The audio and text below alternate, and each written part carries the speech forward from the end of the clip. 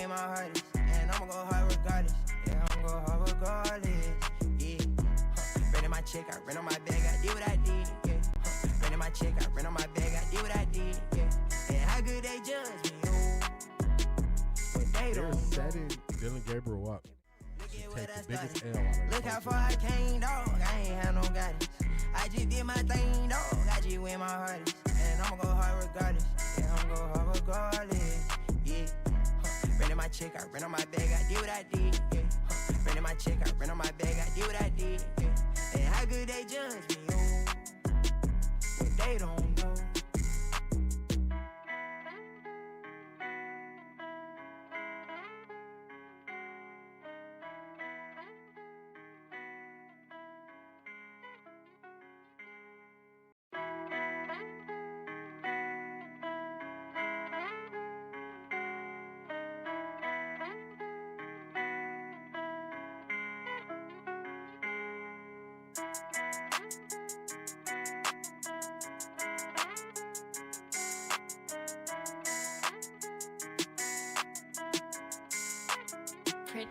Look at what I did, look at what I started. Look how far I came, dog. I ain't had no guidance. I just did my thing, dog. I just went my hardest. And I'ma go hard regardless. Yeah, I'ma go hard regardless. Yeah. Renting my check, I rent on my bag, I did what I did. Yeah. Renting my check, I rent on my bag, I did what I did. Yeah. And how good they judge me, oh. But they don't know. Dylan Gabriel up. Look at what I biggest started. L on Look how far I came, dog. I ain't had no guidance. I just did my thing, dog. I just went my hardest. And I'ma go hard regardless. Yeah, I'ma go hard regardless. Yeah. Renting my check, I rent on my bag, I did what I did. Yeah. Renting my check, I rent on my bag, I did what I did. Yeah. And how good they judge me, oh. But they don't know.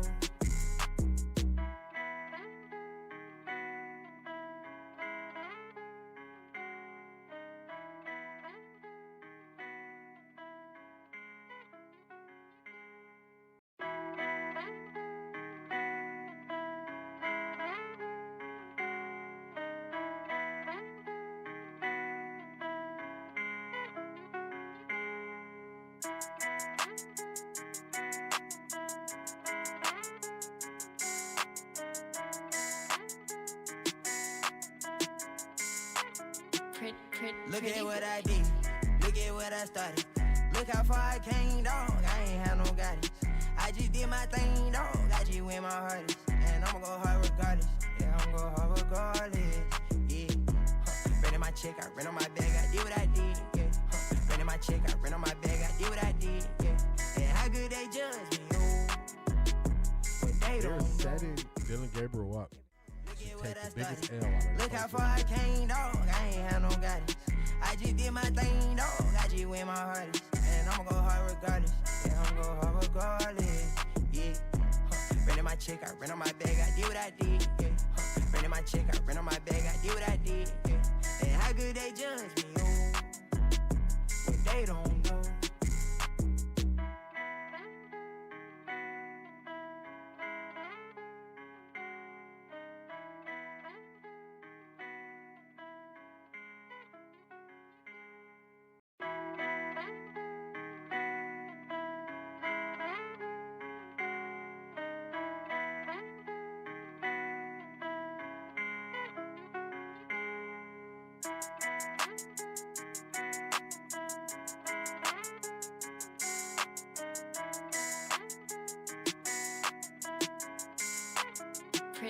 Look at what I did, look at what I started. Look how far I came, dog. I ain't had no guidance. I just did my thing, dog. I just went my hardest. And I'ma go hard regardless. Yeah, I'ma go hard regardless. Yeah. Renting my check, I rent on my bag, I did what I did. Yeah. Renting my check, I rent on my bag, I did what I did. Yeah. And how good they judge me, oh. But they don't know. Dylan Gabriel up. Look at what I biggest started. L on Look how far I came, dog. I ain't had no guidance. I just did my thing, dog. I just went my hardest. And I'ma go hard regardless. Yeah, I'ma go hard regardless. Yeah. Renting my check, I rent on my bag, I did what I did. Yeah. Renting my check, I rent on my bag, I did what I did. Yeah. And how good they judge me, oh. But they don't know.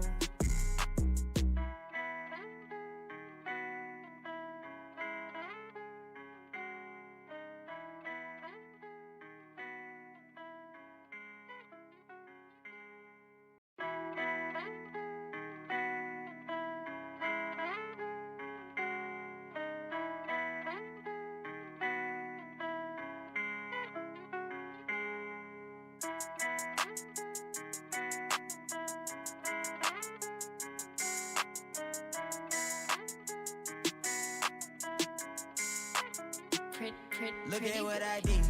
Look at what I started. Look how far I came, dog. I ain't had no guidance. I just did my thing, dog. I just win my hardest. And I'ma go hard regardless. Yeah, I'ma go hard regardless. Yeah. Renting my check, I rent on my bag, I did what I did. Yeah. Renting my check, I rent on my bag, I did what I did. Yeah. And how good they judge me, oh. But they They're don't setting Dylan Gabriel up to take the biggest L out of Look how far I came, dog. I ain't had no guidance. I just did my thing, dog. I just win my hardest. And I'ma go hard regardless. Yeah, I'ma go hard regardless. Yeah. Renting my check, I rent on my bag, I did what I did. Yeah. Renting my check, I rent on my bag, I did what I did. Yeah. And how good they judge me, oh. But they don't know.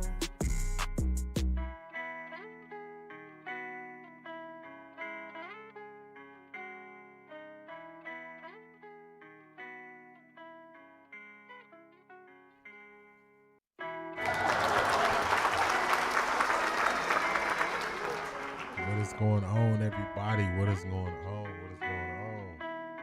Let's get this down. All right, we got the intro down, and I got to get on camera. Where we at? Here we go. Here we go. What's going on, everybody? What's going on? Doing a quick sound check, making sure the sound is coming through good on my end, and then we're going to get this thing going. We're going to get this thing going. All right, I think we got the sound check good on my end. I think we got the sound check good on my end. We got the intro taken down there. All right, perfect, perfect. All right, y'all. There always comes a time in a man's life when no, I'm joking. We definitely gotta tackle a tough conversation today. We gotta tackle a tough conversation today. As I was putting my show together last night, and I'm looking at the subjects I'm going to cover and what we're going to speak about. On X, I'm kind of on X, and I'm watching the Las Vegas Aces on my TV. I have the Hall of Fame game on my computer, and I'm looking at my topics, seeing what I want to speak about. And one thing I guess that was happening yesterday that I wasn't aware of for most of the day was something that happened on Ultimate Cleveland Sports Show. Now, I am not going to play a clip from the show. I'm not going to highlight that. What I'm going to do is I see where the issue lies in what the writer said, and we're going to tackle that subject. We're going to pull some receipts about the subject. Then we got access denied and tales of the tape. We're going to hear from Casey Concepcion.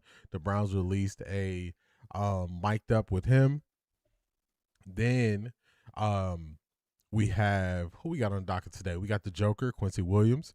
We have Coach Todd Monken. And I think we got Deshaun Watson speaking to Bernie Kosar. Bernie Kosar kind of threw him off with one of the questions he asked him. And then, of course, at 12 o'clock, we have player availability. So, y'all know, this Eliminate the Gray. We don't run. We don't duck no smoke. And we deal with tough subjects. So, hopefully, y'all are locked in. Hopefully, y'all are ready. I got a good one. Today. So, hopefully, y'all are ready. Shout out to each and every one of y'all for being here. Now, y'all know we got to do, like only we can, we got to start at the top of the chat, and we got to greet everybody as they come in so we can get this thing rocking and rolling and get going to motivation. But we got to start it off. Right. The first one in the box this morning, early, was Selmo Fudd. Good morning, D. It's a beautiful Friday morning in Cleveland, Big Dog 100. Hopefully you had a great time at Browns practice. I saw the picture you posted on X with I think his name is Reese Will and Prentice Premier. So shout out to y'all. Hopefully y'all enjoyed yourselves. Keep doing your thing. Where we at? Let's get it right. Here we go, Brownies. Here we go. Woo, woo. Here we go, Brownies. Here we go. Woo, woo. Here we go, Brownies. go. There we go, bro. There we go. It's going to be a great season, y'all. Ivy League Mac, good morning, D, and Off the Record family. Good morning, Ivy League Mac. We do not care. Hey, it's a lot of talking. We do not care, y'all. We do not care. At least I don't. Top of the morning, everyone. Happy Feel Good Friday. What is going on, Black Pearl? What's up? What's up? What up? Bum G tool man. Boa tarde. Boa? I wonder if I'm pronouncing that right. Boa tarde. I wonder if I'm pronouncing that right. What's going on, tool man? What's going on? What's going on? We got Tika in the building. What's going on, Tika? Where we at? Here we go. I don't think he went to school nowhere. If he went to school, he didn't learn nothing. Hey, they went to school. They got degrees. They ain't learned nothing. Art Jizzle, what's going on? Good morning, chat room Off the Record D. What's going on, Art Jizzle? No, I ain't looking at no feet. Now ain't nobody looking at no feet. You looking at feet? All right. I'm looking at feet. That cracked me up every time. Good morning, Miss Fabian. How you doing today?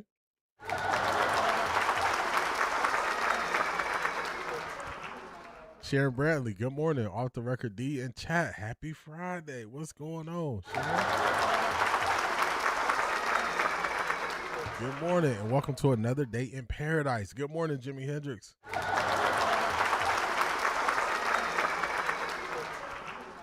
Euphoric. I ain't gonna say his name, but yeah, he'll know what he's talking about. Saying Watson is in the lead. Yeah, they funny. They are funny. They're funny. Craig, good morning. TGIF. What's going on, Craig? I just want y'all to know that they don't know what's happening in front of them, so they are guessing. The only thing I really watch after practice is Lance Risling and his reaction to it and what he sees. And unfortunately, he's on there with Daryl, and Daryl was trying to pick up the pieces because he didn't know what was happening. So they're just trying to draw straws on what this means, what that means, this level of importance, that level of importance. That's just a lack of understanding. So they're liable to say anything right now, y'all. They're liable to say anything. They're the ones who made up the QB tracker but refused to use it. They don't know enough about football to oversee the QB tracker. So the elements that they highlight and the ones they leave off don't make sense. Also, there's no nuance. They don't add the down, distance, or situation. So it doesn't really give you much. It doesn't give you much. Scared of winning and don't know how to win. Bingo, the retirement Grim Reaper is covered for them. He's called too. Man, unfortunately, these people got so popular. They got so popular. They got so popular that I think if they were ready to retire, I think they're going to hold on for longer. Good morning, family. Good morning, Jackie.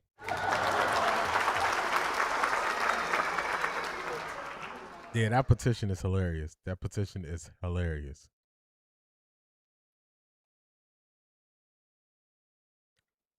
Keith Hunt, Jersey in the building. Good morning, D in the chat fam. What's going on, Keith Hunt? Where we at? We got you right here. You don't understand. Tell me that's not the perfect soundbite for today. You don't understand because they don't understand. They don't understand. Ivar, bonsoir. Good morning, beautiful people. What's going on, Ivar?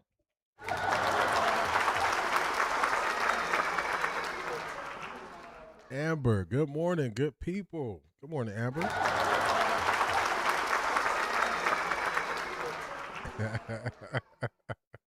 What is going on, Tessa? Well, hello, y'all, and good morning. Well.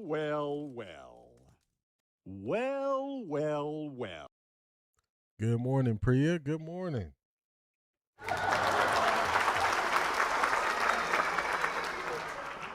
I miss CO7111. CO7111, good morning, all. Happy Friday. Good morning, CO7111.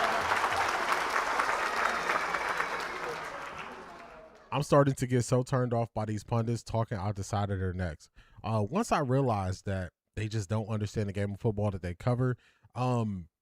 It doesn't bother me anymore. I was on a credibility mission in year one, trying to show that I have a better understanding of the game of football from me putting in the time and studying it versus the people who actually cover it a lot longer than I have. But now that we know that they don't understand the game of football to the level to help you or to educate you, what they say, I just look at it. I'm just like, okay. Can you also weigh in if you think it's significant that Shedeur has had 3 practices with pass and Deshaun had only 1? I don't know if the number matters, but I believe his performance in those days matter. And if Coach Monken is from the beginning has always preached, we got to see him in pads, and then one of them has performed better in pads versus the other one, I think that is the difference, and that is what is significant because he's performed better. Shedeur has been the more consistent over the course of camp. He hasn't had the peaks and valleys like Deshaun has, and he's also performed better in pads. So I think that's how I would look at it. That's how I would look at it. We ready. Who was that? Is that David Banner? I don't think that was David Banner. That's Pastor Troy. Pastor Troy. They doing it because they see how good Shedeur is. That's why they are coming out of the woods. I got a little bit different take on it. It leads to the same thing, but a little bit different take. Also, can't remember where I heard it, but Shedeur has been great finish in practice with 2-minute drills. One of the days Watson was supposed to get a shot, but Monken just ended practice on a high. That was the day that Shedeur threw the pass. He brought in the tight end for max protection, and he threw the pass to Gage Larvin in a one-on-one situation. That's what it was. So you're correct about that. Zedric, what's going on? Yo, good morning, good people. Cedric, what's going on? Nah, I just didn't care. And I said what I said. I'm not gonna say it again, but I just don't care. They said the league was turned off by Shedeur by the end of the season. Turned off by what?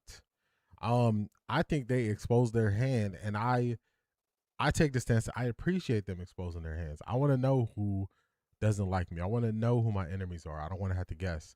I think we should all just keep hyping up Shedeur, even if it's a Deshaun Shines day. Just focus on Shedeur, ignore the Deshaun glazing. Yeah, they are using Deshaun the same way they used Dylan last year. The same way. Euphoric, what's going on? Good morning. Good morning, family. You weren't coming up in my feed. I had to search for you. I think they took me out the feed when I took time off. But we are back. We are back Monday, Wednesday, Friday, 10:30 Eastern Standard Time. We get this thing rocking and rolling. We are back. We are back. Now that y'all have educated me on the QB tracker, I feel like now it's irrelevant because it does not give you enough detail to be relevant. I agree with that. I agree. G-Bush said UCSS will be on TV in September, big dog. I wonder, are they going to local TV? Is that the play? Man, if they go to local TV, the ability to react to their content will change. Okay. Interesting approach. Interesting. Darley R didn't know what to say because he wasn't watching the practice. It was reported he was walking around not watching practice. The truth comes out when more people get their eyes on situations, and that's how people can be right there. And one person can say Shedeur did this, and another person can say Shedeur did this. So, it is, man. If you don't love the job and you don't love what you're doing, you're not going to do the best at it. Walk away. Man, Shedeur exposed a lot of people. Also, FYI, I've seen multiple people comment 92.3 afternoon guys and Browns film breakdown say that Grossi need code name or something, barely watches actual practice. I believe that. I love how you guys, yourself, G. Bush, Duke the Scoop, are calling them out, and they can't handle it. They cannot. It's just Maya. Good morning. How you feeling? One pod said we need a grocery tracker to see when he's not standing in the field of view looking at his phone or back to the field. He does not see any of what he is reporting. Microphones. When you don't know what's going on, just report what somebody else said. Shedeur forcing people to show their true feelings and intentions. Talk to him. I don't remember cadence being an issue last year or discussed as heavily during his games. Another fake mountain to climb. I believe it's because they latch on to one football term every couple weeks because they don't really understand what's happening. You can ask the Todd Father, head coach Todd Monken, what are we working on today? And when you say, okay, this is what we're working on, if they can't process that in real time and be able to look for what they're working on, then they just latch on to a word. They heard cadence. They heard operation needs to get better, and then they just tie that to cadence, and then boom, they're done. They can't put it together. They can't pick up the pieces. Do you see how they're giving Deshaun Watson extra reps? Nephew is shaking the building. They're trying to make it fair for him, but I just don't know if he can fully take advantage of it, or move out the way. That I think he will get moved out the way. The last 2-minute drill was actually the day Deshaun had his highlight day. I think it's telling they set him up for easy TDs, but don't trust him to finish off drives. Jeffrey, what's going on? Okay, hear me out. The only reason I think Deshaun will start is because the offensive line has 5 new starters. I will wait to throw Sanders out there until they're playing well together. See, I hear people taking that approach, and I don't believe that's the best thing to do because the offensive line also has to get used to the type of quarterback they're protecting. Deshaun Watson does not want to sit in the quarterback and read from the pocket. So when you have a guy who wants to roll out and wants to move the pocket, the offensive line has a different assignment compared to a guy where they know where he's going to be. It is hard for an offensive line, a new offensive line, new starters working together to block for a guy where they don't know where he's going to be. That's just going to be a disaster. So quarterbacks who are mobile, their offensive line has a learning curve to get used to them moving all around. And switching after 4 days or 4 games, that would not help. It would set them back because now their tendencies are to move because he always moves in the pocket. And then you have a guy who only moves when he has to move because he wants to beat you from the pocket. So those are 2 conflicting things. And I would not introduce any new conflicts when you have an offensive line that is trying to work together. I would not add any layers of complexity to the situation. I wouldn't do it that way. I would pick a starter, and this would be my starter. That's what I would do. So Shedeur's big day was right before and had a great end of the day to Larva. Then the next day he had a similar success to Florida to set up a field goal. Monken said, let's end on a high note. 2 times he ended on a high note. Everyone who thinks that somehow forgets the injuries occur. We saw DeWine go down early last year from a freak accident. That's true. Casey, what's going on? Good morning, D and chat fam. What's going on, Casey?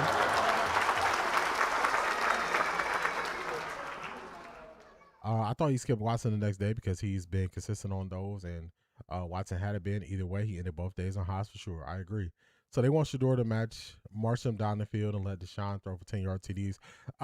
No, it was different drills. So on Deshaun's day where he had the most touchdowns, he had the first team reps, and they were working on red zone drills. So that day, that was what the install was. So it was more reps in the red zone is what it was. So these weren't 70, 80-yard touchdowns. That's why that's why the tracker needs context, because they were working on red zone and he got the bulk of the reps that day. So he performed how he performed.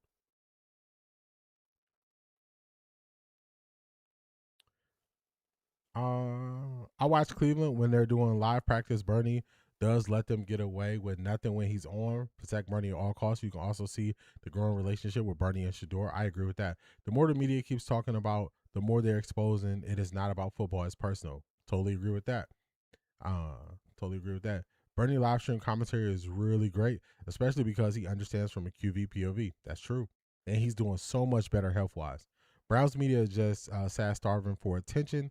They don't even like Deshaun, but pump him up because they really dislike Shedeur. That's it. Same way they did Dylan Gabriel last year. The media is really missing Kevin Stefanski right about now, for real. I'm incredibly sorry and embarrassed. Oh, my bad. I have a serious question. They didn't like Watson. They don't like Sanders. I say all to say, who do they want as a quarterback? Because it honestly seems like they don't want anyone. I believe you uncovered the answer. It's hard to find anybody they like. It's hard to find anybody they like. I knew there had to be some trickery talk about the padded numbers. That's it. Their eyes glass over whenever Coach Monken talks football. They don't know what's happening when he talks football. Yesterday was a heavy run day, and I'm excited about that because they didn't highlight how the offensive line was doing better in run. Then you have the disparity in reporting between national and local media. Facts. I can understand that, especially for tough first 2 road games, but I think they need reps and connect with Shedeur. He needs reps to learn operation basics. I agree. Maurice Mason, what's going on? Good morning. Good morning. We can see how many radio guys don't know football, understand football less than soccer fans don't understand nuance of each position and position they take have no substance or foundation. Facts. Shedeur is much better post-snap, and I think gelling with the pre-snap operations is crucial to get the whole offense unified. I think they'll work on it. I think they'll get it. So the coach gave him the ball on the 10-yard line a bunch of times. Oh, boy, what's next? Yeah, because that was the main drill they're working on. So if you know the drill they're working on, you can almost expect it. Like, it's crazy that people don't see. But they don't track red zone drills. Usually they only track 7-on-7, 11-on-11s, but they count when it was an install focus. Shedeur's days were for 3rd and long passes. That's it. So that's going to change how it looks. The thing is, when the way they do it is, so if the install was red zone, they did 1-on-1s in that area, then they did 7-on-7s in that area, then they did 11-on-11s in that area. So if you were getting the bulk of them 1 reps, you got a whole bunch of opportunities to make things happen. So D, Browns media is like little Johnny, the teacher hates to call on because of what he might say. For real. Too bad they don't split deep, mid, and short passes and left or right, because at QB understanding where a QB is efficient, accurate, and when best matters. I agree with that. Watson held on to the ball in 7-on-7 and had to scramble. Grossy, I forgot to mention that. He ain't going to mention it. They're playing with fire if they plan on starting Watson, and that was the plan all along. I'm not sure. I'm not sure if that's the plan. We're going to let it play out, but we're going to see. But I do agree that they're playing with fire if they do that, because wait till the preseason. Wait till the preseason. It's just like one of many things. You heard it here first. Wait till the preseason. Wait till the preseason. Shout out to all y'all for being here. That was a great open. Let's get this thing rocking and rolling. Let's get it going. Let's get it going. We need some motivation. We need some motivation. On a day like today, we need to hear from one of their all-time greats. On a day like today, let's get this up. All right. On a day like today, we need to hear from somebody like Kobe, because we need this thing. Break it down, man. Break it down. Managing doubt. They will lose a lot of support no matter if and when they play Sanders. Yeah. The QB parents of Shedeur and Green versus Washington Gabriel will tell you everything you need to know. Talk to him. Read between the lines. Let's go, Kobe. Talk to him about how you manage doubt. We see you as a real confident guy. You'll take every last shot. You'll go out and you'll take 50 shots. What doubts do you have about yourself internally? It's not, I've never, doubt is such a strange thing. I mean, it's, you know, there'll be times where you succeed and there are times that you fail. So wasting your time doubting whether you're going to be successful or not is pointless. It is. I mean, you just put one foot in front of the other, you control what you can't control, and then you see what the outcome is, right? If you win, great. You're going to have to wake up the next day and do the journey over again. If you lose, it sucks, but you're going to have to wake up the next day and do the journey all over again anyway, right? So it's really pointless to sit here and debate or have doubt or this, that, and the other. You train as hard as you can, and you step out there and you let it flow. Talk to him, Kobe. Talk to him, man. Whenever you need something good, you can always go to Kobe and his mindset. You can always go to Kobe and his mindset. Regardless, if you have a good day or if you have a bad day, you have to go do it again. You got to go do it again. So it doesn't matter. 7 touchdowns on the board, go do it again. What do you do the next day? Go do it again. You make a good throw, go do it again. That's what you got to do. So it's all about who does it better for the longer amount of time. How would they force Watson on the locker room? These guys already know who is better. That's why even Shady has changed his tune, and Judy is even gelling with Shedeur.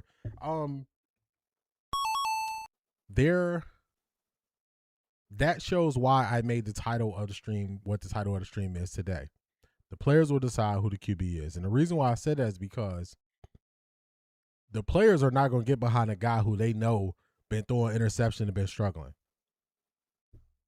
That's just it. They will not. They will not get behind that guy. So I'm not sweating. Like T.I. said, never let them see you sweat. Never let them see you sweat. I'm not sweating. I'm letting this thing play out. It's going as expected. Good morning, D in chat. Charmaine, hardest working woman in Ohio. What's going on, Charmaine? What is going on? All right, let's do this, y'all. We got a throwback. This is something I said. I don't know, man. If you don't like Shedeur, hold on. I say so many things. I just got to bring y'all back to it sometime. When did I say this? This is from 5 months ago. So what would that have been? 5 months ago would have been March. Let's rewind it back a little bit. 5 months ago, I said this. Let's listen. Hit that like button. Miles don't have to be a GM. You better believe he's talking to someone. I don't think she was saying it in that sense. I think she was saying it in a way that he can't put the organization's plans out there before the organization does. And I agree with that. I got to get closed this weekend. Andrew Berry has said he talks to Miles. He does. Hold on. I think I knows what's going on. Now let's get to the main topic. Okay, who's on the Summer Jam screen? If you don't like Shedeur, just say that. It will be easier. It will be an easier life for you. If you don't like Shedeur, just say that. We got one, Adam the Bull. If you pull the receipts on my channel, I've been saying things about what Adam the Bull says for a very long time. And this is another instance where he could have easily just said, I don't like Shedeur. So I didn't just get this view today. I didn't just get this stance today. I didn't just start calling out these people today. I've been this way. I've been this way. So if you don't like them, say you don't like them. And you can live better if you just say that. You can live better if you just say that.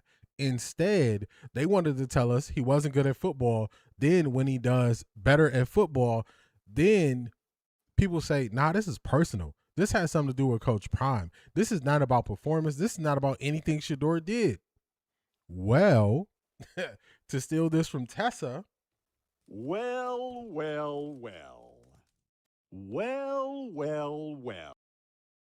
I got to steal that from Tessa because sometimes loose lips sink ships and people get to talking. So let me put something on the screen for y'all. I told y'all I wouldn't play the video, but I did take a quote. This is the person who this quote is, last name Sando, works for The Athletic. He does this every single year where he talks to defensive coordinators, executives currently in the NFL, and he asks them about quarterback rankings, and they rank them into tiers. So I'm not going to play the whole thing, but I'm just going to read this to you. So follow along. Shedeur is so interesting because there were people who thought he was going to be drafted, people in the league who thought he was going to be drafted much higher. Yet those people were not necessarily saying they agreed that he should be drafted earlier. A lot of them were saying, I wouldn't pick him in the top 10, but I think there was an expectation he would be drafted higher than he was. Okay, that kind of reasonable. We knew this for a year now. And now, after seeing him last season, and not just as a player, but just seeing how he handles things, what does that mean? I think the league's turned off, maybe unfairly so, maybe even more so than the on-field product would suggest, just because of the way he goes about his business. I think it's not exactly what the NFL teams are looking for. Someone says, explain that. He has a pedigree that I think this was a mistake in what he was saying. A pedigree that the editors don't have. Others, I'm guessing they meant to say, things have come easier to him than to others because of who he is. That's an L take. And it's not necessarily, I think that what happened in the draft is probably more reflective of what his talent is. So first he should have been drafted earlier, but now it's his talent. Gotcha. Not consistent. Then his name. He is one of those guys who could be propped up by who he is a little bit in our consciousness. I think there's no doubt about that, versus the traits and how you see him as a player. Are people in the league overreacting to that and hitting him extra hard? I think 10 or 12 people put him in tier 5, which isn't even a tier in their tiers. That means you're not even a starter at all. Okay, so I'm not going to show that person. Let's go back to this screen. Man, we're going to get him off the screen either. We're going to get him off the screen too. Hold on. Let's take him off the screen. Okay. Now, let's have the real conversation, y'all. Let's have the real conversation. They never liked Shedeur, and they don't like Coach Prime. And it's seeping through their pores. They can no longer hold it in. They can no longer hide it. They are willing to say this in public because they believe he failed last year. So they're really going to talk crazy until he proves them wrong. That is what they're going to do. What's going on, Laurie? Welcome in. Replay, gang. What's going on, Laurie? So, we are going to see more of this. Rewind a year ago when Shedeur struggled versus the Rams. We saw people crush him. When Shedeur played good against Carolina, what do we see? We saw people crush him and say his throws were this, da. They don't like Shedeur. And I will tell you, based on what Shedeur went through in the last year, I'm happy these people are showing their hand. Show your hand. I want to know who looks at me a certain way. I don't want to walk into a room and 10 people I don't know if they secretly can't stand me. I want them to wear a shirt. I want them to have it on their forehead. I want it to say, I don't like you when you walk into the room. That's what I want people to do. Don't hide the fact if you don't like me. Tell me straight up, you don't like me. And we can go forward after that. I want to know who my enemies are. I don't want to have to guess. What Shedeur went through last year, he thought people was on his side, and then people showed they weren't on his side. And that's when he said he don't need no friends, no new friends. Everybody stay on that side when they switched up. You switched up, stay on that side, man. So, I don't see this as a bad thing. I want people to expose how they view stuff. Now, once you expose how you view it, I definitely got the right to determine how I respond to it. I got the right to determine how I respond to it. But I want you to put it out there. I want you to wear it on your chest. I want you to say it proud. I want all of y'all to say, he's not going to be good. Say it. Say it. Put it out there. Put it on wax. Put your name on it. Put your face on it. Go do it. Because y'all going to get sick of me. Y'all going to get sick of me when he prove you wrong. Y'all going to get sick of me. And the funny thing is, y'all going to hear this forever.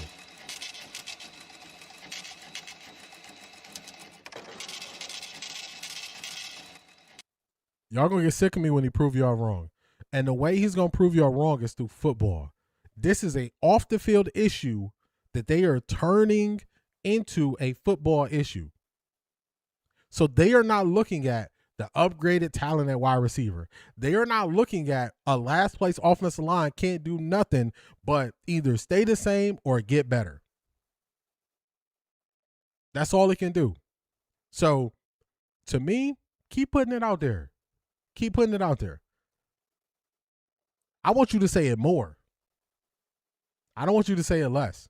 I don't want to muzzle people who I don't agree with. I want the people who I don't agree with, I want them to come out there, say it out loud. I'm black and I'm proud. Say it out loud. That's what I want you to do, because that's how I'm going to say it. I'm going to tell you I support Shedeur. I believe in Shedeur. I believe in the Browns. I believe in what they're building. I believe in what they're doing. I'm not hiding it. I'm not saying this from a ghost account. I'm not saying this from somewhere where you can't see my face. I'm not coming. If I'm putting it out there, I want them to put it out there too.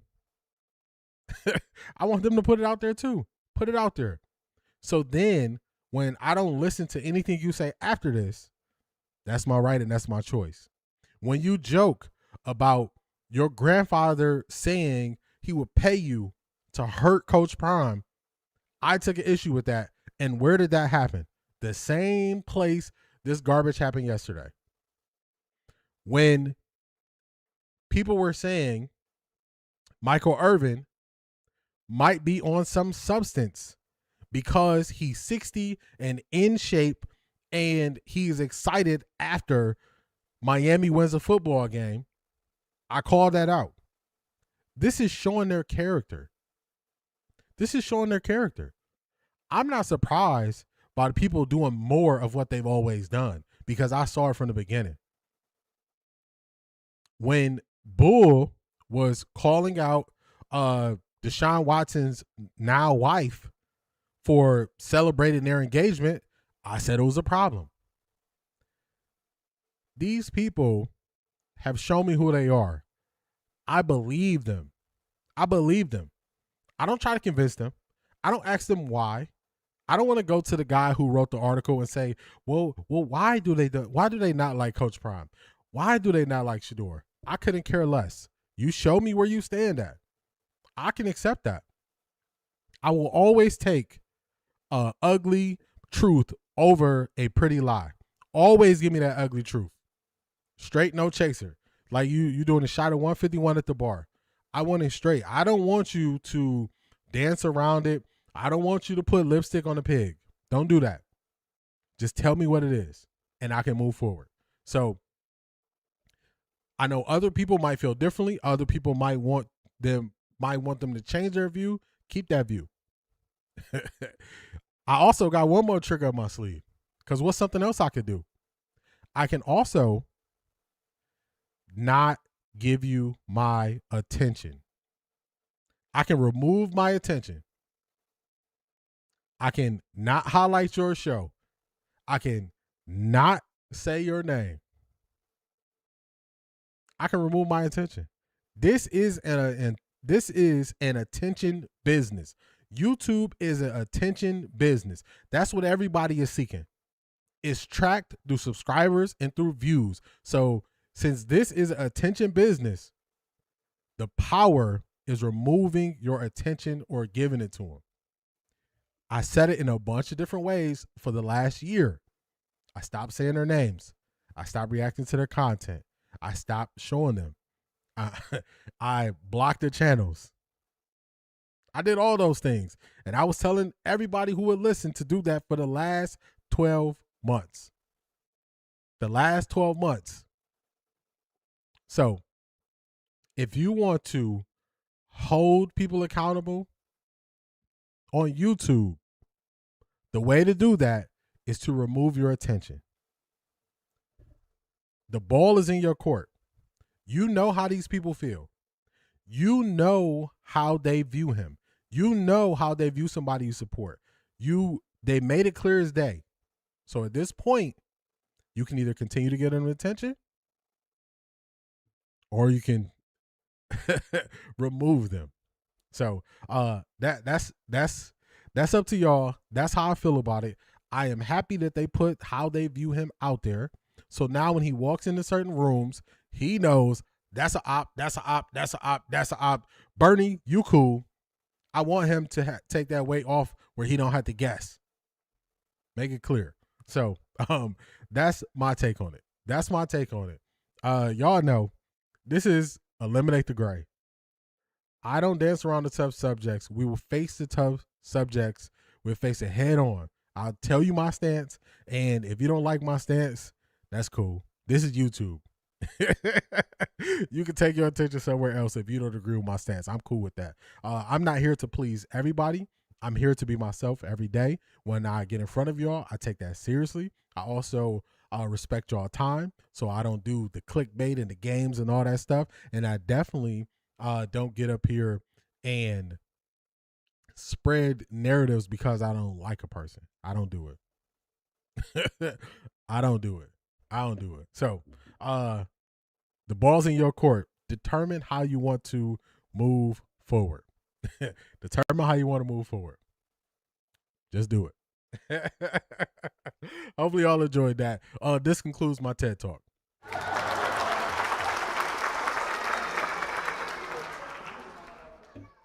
Hopefully y'all did. Let's catch up on some of the chat as we rock this thing forward. Let's catch up on some of the chat. Let's see. Okay, we're not too crazy. It doesn't affect Shedeur because he doesn't even pay them any attention. He's different, man, after last season. Yep. We definitely going to have to stand in their heads if they continue this crap. I'm going to eliminate my attention from them. Plus that O-line starting to gel together. I agree. Excuse me. All I know is we are watching David and Goliath in our times. God's plan is always bigger and better. Talk to him.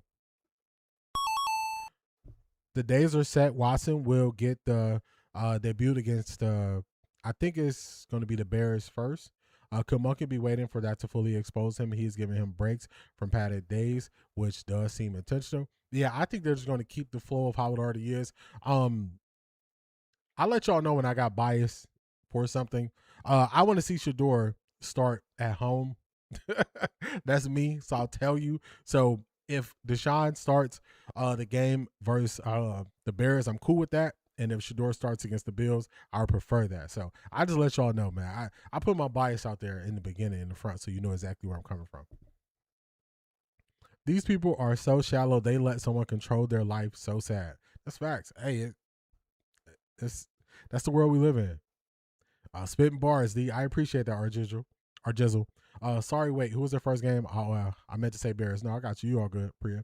This online won't turn a lot of heads, may even be ugly, but they will be competent. They are young, mobile, and will translate in better than last year. I agree. I think it's going to be the run game. They're going to solidify the run game first. That's what they're going to solidify first, and that's going to set up them to work together to deal with the pass better.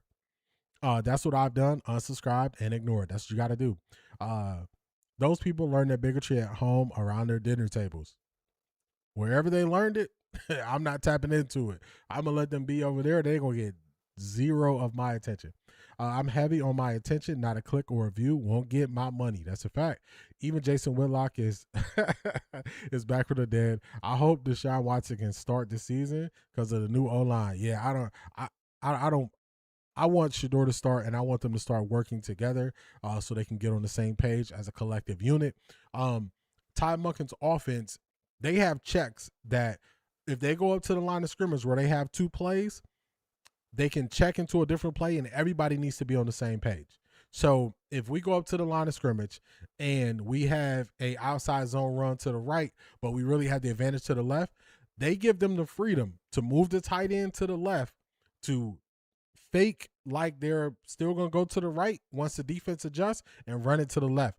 The entire team has to be on the same page. So if you take one quarterback and they start a certain amount of games and then you go start another quarterback, it's going to throw off the chemistry of the collective unit. So that is something different that we didn't really see the last 6 years in Cleveland, but they all need to be on the same page. So swapping this guy, that guy, that I don't believe that's the best way to approach it.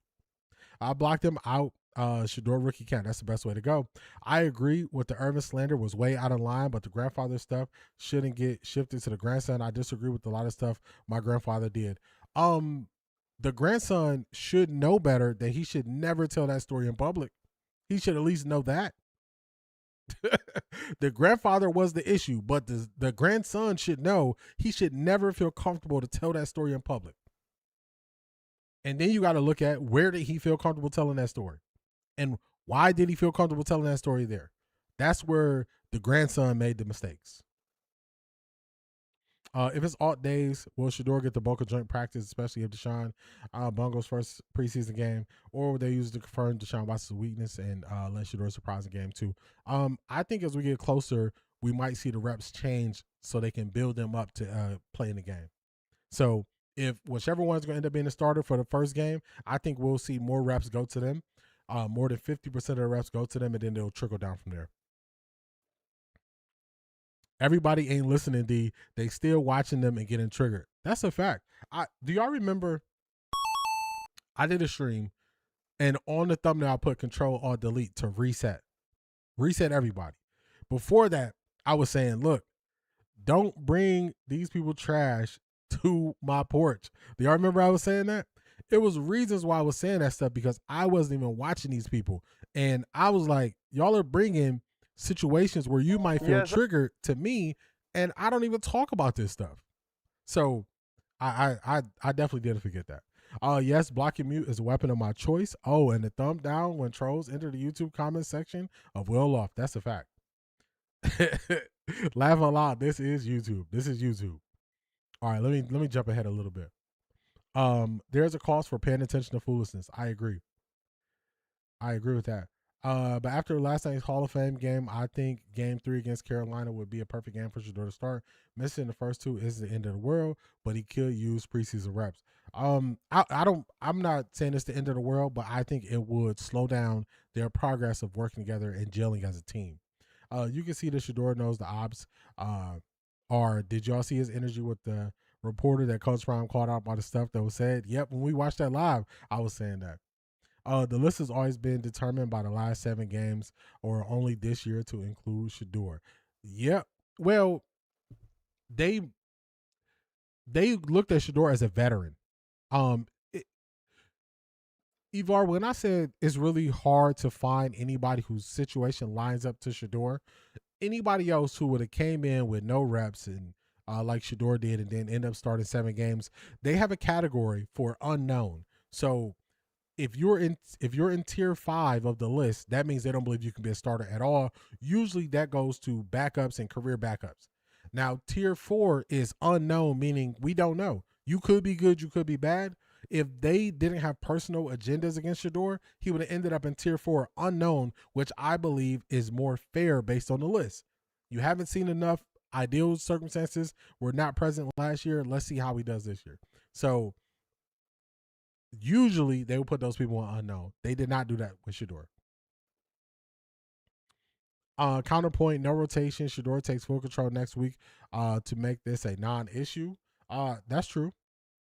O-line been coming together the last 2 practices. Definitely, as you're allowed to be more physical and actually hit and attack. Because usually, think about it like this: in the run game, the offensive line gets to attack and be aggressive. In the pass game, they're less attacking and they're reacting to what the defense does. So their first step is backwards in the pass. Their first step in the run is either forward or to the right if it's a zone, or to the left if it's an outside zone. So it's a different level of aggression. So you'll get to see that when they start running the ball. Even when Deshaun and Shedeur was throwing at the practice yesterday, Shedeur was still in pads and Deshaun was not. I wonder if his shoulders bother him. Oh, or if he's fatigued. It could be fatigue too. Just natural fatigue because he is older. That would be the best case scenario. Monken made a comment early on. Things might have been different if Shedeur started last year. Wouldn't that translate this year? I'm confused. Yeah, I think it's a high likelihood that Shedeur will start and be fine and work to get better every day. That would be okay. I just got that one. Folks don't have filters anymore. That's true. Where we at? All right, I'm gonna jump ahead a little bit. They learned that crap at home. I got that one. I wish we could operate the way the Cleveland media does, ignore propaganda about Deshaun and just keep highlighting Shedeur. I think they'd be more upset of being ignored. Yes. See, if y'all notice, when I speak on Deshaun, I keep it to football. I keep it to sports. I try not to add anything else to it. So my takes on Deshaun always go to football, and usually people don't want to have that conversation strictly on football. So I treat myself that way. That Control-Alt-Delete stream got a lot of folks bent out of shape. It did, but I'm like, look, man, we got to reset. Y'all can't keep falling for this. We fell for this for so long. That's why I stopped watching. I was getting so angry, like he was my biological kid. Once I learned they get paid, oh no, I would not support lies, and you get paid to lie and hate, I'm good. Facts. What is going on, Marie? Welcome in. Good morning, D in chat. What's going on, Marie? Everybody stay on that side when they switched up. You switched up, stay on that side, man. They got to stay on that side. That list didn't make sense. Why was Deshaun on there? He didn't even play last year. Also said vets. When did players become vets after 7 games? Facts. Facts. We gonna have to let's get this thing pumping because we ought to be crazy. That's a fact. You ought to be crazy about something when you're working to get better. Isn't it ironic how they all say the same thing at the same time, almost in unison, almost like the chorus of a song? Jimi Hendrix, you're onto something, because when you lack understanding, you're like, dang, that answer sound good. Let me steal that. Let me steal that. Let me steal that. All right, let's get to it, y'all. Let's get to it. Let's get going. All right, what we got? Let's see. Do we want to do Casey Concepcion? We got about 30 minutes. All right, we got time, y'all. Let's listen to Casey Concepcion in his element. Let's go. Browns put this out this morning. Bro, I'm hot. I'm the popo today. I'm 12. Hey, Cole. Is it bad that I don't know a Lil Wayne song? Oh, yeah, that's bad, Casey. That's bad, Casey, that you don't know no Lil Wayne songs. You keep it classy, D, when it comes to Watson, not trashy. I try my best because why would I speak on Watson that way and then get upset if somebody speaks on Shedeur that way? So I try to just keep it, I try to keep it football. I try my best to keep it football because then I'm not being a hypocrite. I would be being a hypocrite if I went and just threw all these personal jabs and attacks at Deshaun, and then I went after people who did that to Shedeur. So I'm not trying to be no hypocrite. They could have left JJ and Shedeur off. That's how you know they're slick click chasing. Hey, man. One thing they didn't say is Shedeur is a liar when he said, I'm the algorithm. When he said, I am the algorithm. Their coordination seemed obvious after they ignored G. Bush whole interview, but cherry picked one thing and then did all the segments based on out of context retelling. That was a fact. Same script, different cast. Facts. It shows how they really feel about G. Bush. Complete blackout for such a huge interview and never giving him direct credit for commenting on each other's comments. I will say this. I said this a while ago, and I don't know if people kind of really caught it when I said it in real time. I said they disrespect G. Bush on that show. I'm not going to say the name of the show. Y'all know the show, obviously, that we're talking about. I said they disrespect him on that show. They cut him off. They don't let him finish points. They interrupt him more than they interrupt anybody else. And they are demonstrative in how they laugh at what he says, make jokes about what he says, even when he says things that are proven to be true. So I take all those things as disrespect. And to me, once I saw that they were disrespecting him on the show, I was like, man, I can't keep putting myself in a situation where people are treating me differently, even though I'm more knowledgeable of the subject than them. So I said that a while ago. I was like, man, they be disrespecting him. So now people see it. Now people see it. So, sometimes it takes people a little bit more time to see what's kind of happening around them. That's why, remember I called out Tyvis when he was the first one to jump in front of everything for Jason. Remember he jumped in front of everything for Jason? And I was like, that's wrong. It's wrong because when you're getting belittled by these people and then you defending them, why do you feel the need to defend somebody who's belittling you? So it is what it is. Boo is always disrespecting him and acting like he's a fan or just Shedeur Homer. They tried the same narrative about Earl, clapped back right away. He was heated. Yeah. It's one thing, man. It's one thing if we doing stuff and we doing this for content and all this stuff, but it gets to a point where you cross that line of this is content and it becomes disrespectful. And to me, I believe they crossed the line of disrespect a while ago. And then even when you're proven true, when they disrespect you early and then you're true, they don't never come back and apologize. They laugh at you in the moment, try to diminish what you say, try to throw off your point when you're speaking, when it's your time to speak. And then when you're right, they don't never come back and say, hey, man, I was tripping. It sounds crazy, but you was right about that. I can't get with that. I can't get with it. If Shedeur isn't included in the information, is ignored and irrelevant, that's why they have to put him on the bottom of every list. That's a fact. Fact, I agree, D. He is disrespected all the time. D, I agree. That's one of the reasons I never watched that show. The disrespect is real to our people. That's a fact. I said it early, and I think when I said it, I think people just heard it and just was surprised that I said it. But I'm like, nah, man, this disrespect. Your analysis on that hack show is spot on. Exactly why I started watching last year. Like, control where you give your attention. Chivas changed his tone quite a bit. Actually led some combos counted in their QB blame game, and he has been more honest and positive about Shedeur, in my opinion.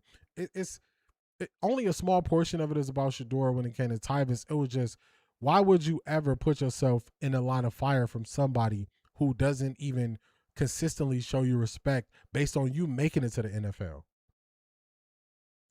You know what I'm saying? Come on, man. Yeah, I stopped watching that show for that very reason. Yeah, I don't know, man. Like, I'm super patient. One thing I can't deal with is disrespect. So I don't even like watching other people get disrespected. So I that's what I couldn't get with.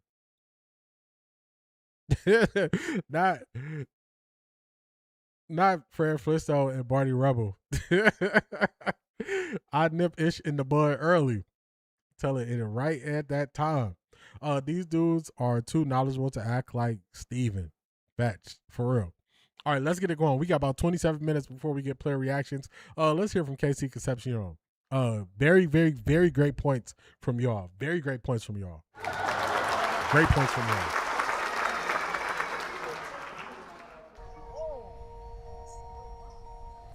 I just ain't never listened to it for real. Hey, Mike. Yeah, Mike. Yeah, no, Mike. Yeah.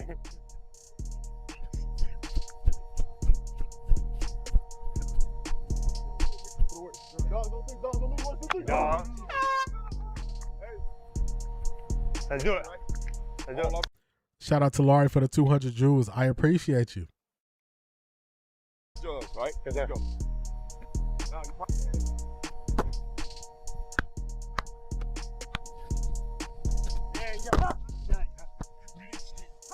Yes!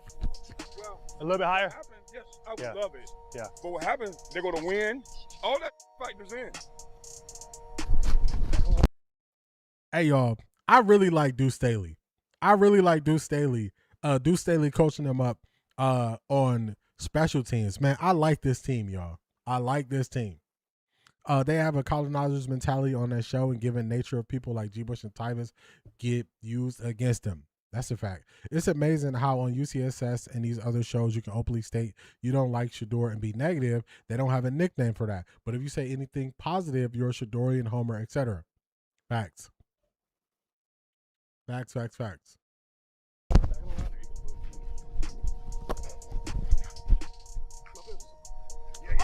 Woo!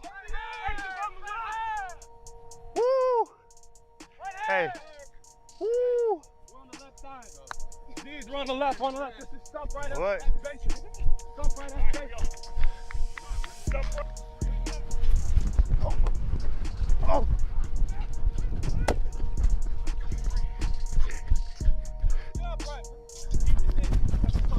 Stick him out.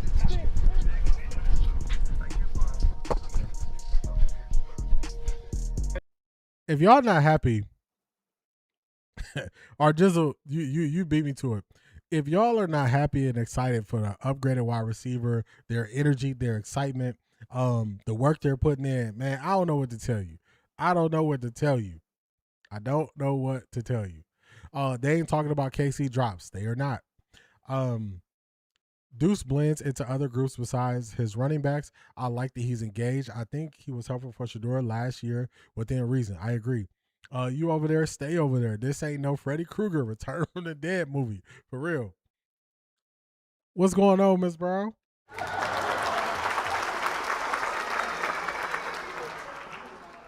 And he told Casey Concepcion said it was something he was working on. And y'all see that he was working on it. I hate to say, but Sean King been checking them on that show. Somebody got to do it. Somebody got to do it. I was done when I heard them say that others would ask for support from the O-line pushback. Stand on what you say. Support your own opinions. For real, don't switch up. That's why I got this. That's why I have this. Shout out to Marie. When they switched up. You switched up, stay on that side, man. That's exactly why I have this. Say it with your chest and stand on it. It's so exciting that we have legit 7 wide receivers that have consistent play and good chemistry with Shedeur, minus JJ sort of. Yeah, he got to be careful. It's another part I want y'all to see. They're going to talk to him about running, and he's going to be like, running?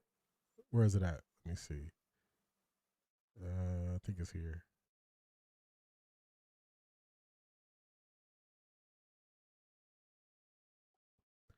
All right, let's get to it. You good, brother?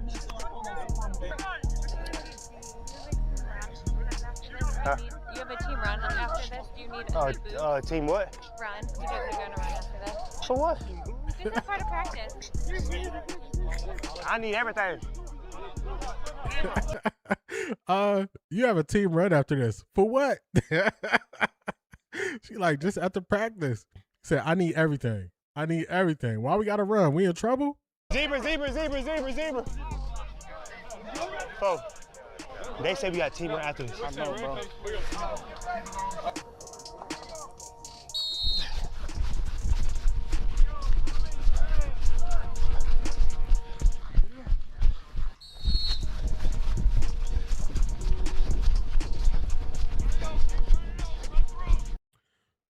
Man, this worked out so well for the Browns. I was very high on Denzel Boston, Casey Concepcion. I told y'all I was going to support Casey Concepcion wherever he went.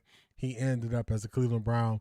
Denzel Boston is the number 1 wide receiver I had circled that I really wanted. He ended up on the Brown. Throwback to, I got to tell y'all something funny. A year ago, during the draft, when we took Dylan Gabriel in the 3rd round, where is it at? This was your boy. I was like this, y'all.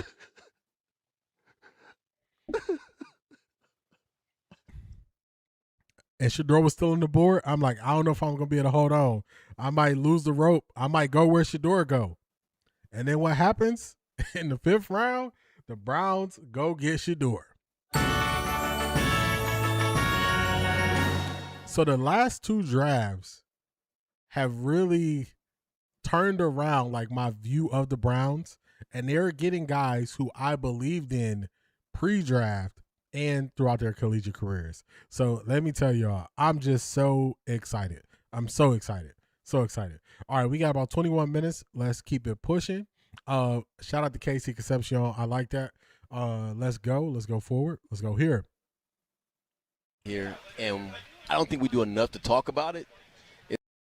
So we got Quincy Williams. I remember, I think it was Priya might have asked about Quincy Williams, the Joker, and said we didn't get to see more from him. But here we go. We got Quincy Williams.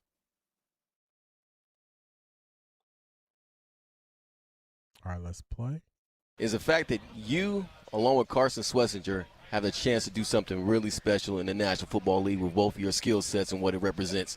When you found out you were going to the Browns, what was the first thing that crossed your mind? I was amazed. Especially watching the film and stuff like that. Just seeing everybody running to the ball with the same energy that I play with. Mm-hmm. So I was excited. It wasn't one of those teams where it's like, all right, we need to rebuild or something like that. It was one of those teams where it's like, all right, you're coming here to join an elite defense. So I was very, very excited about that. Nice. Yeah. I hope y'all hear it. This is not one of those teams where you're coming to rebuild. I know people feel away when you say that the Browns are not going through a rebuild. They are actively trying to win. If any person says the Browns are currently going through a rebuild and tear it down and all that stuff, I would tell them to look at the Miami Dolphins and tell me if the Browns are doing what the Miami Dolphins are doing. That would be my question. Because the Miami Dolphins are tearing it down. They have traded away their skilled players. They kind of signed a bridge quarterback in Malik Willis. That's a teardown. This is not a teardown. This is not a teardown. This is not a teardown. Quincy Williams, love Coach Rudy. I love his attitude. His mindset is the best. From his very first presser, when he said, "Is this the last time you gonna ask me about what happened with the Jets?"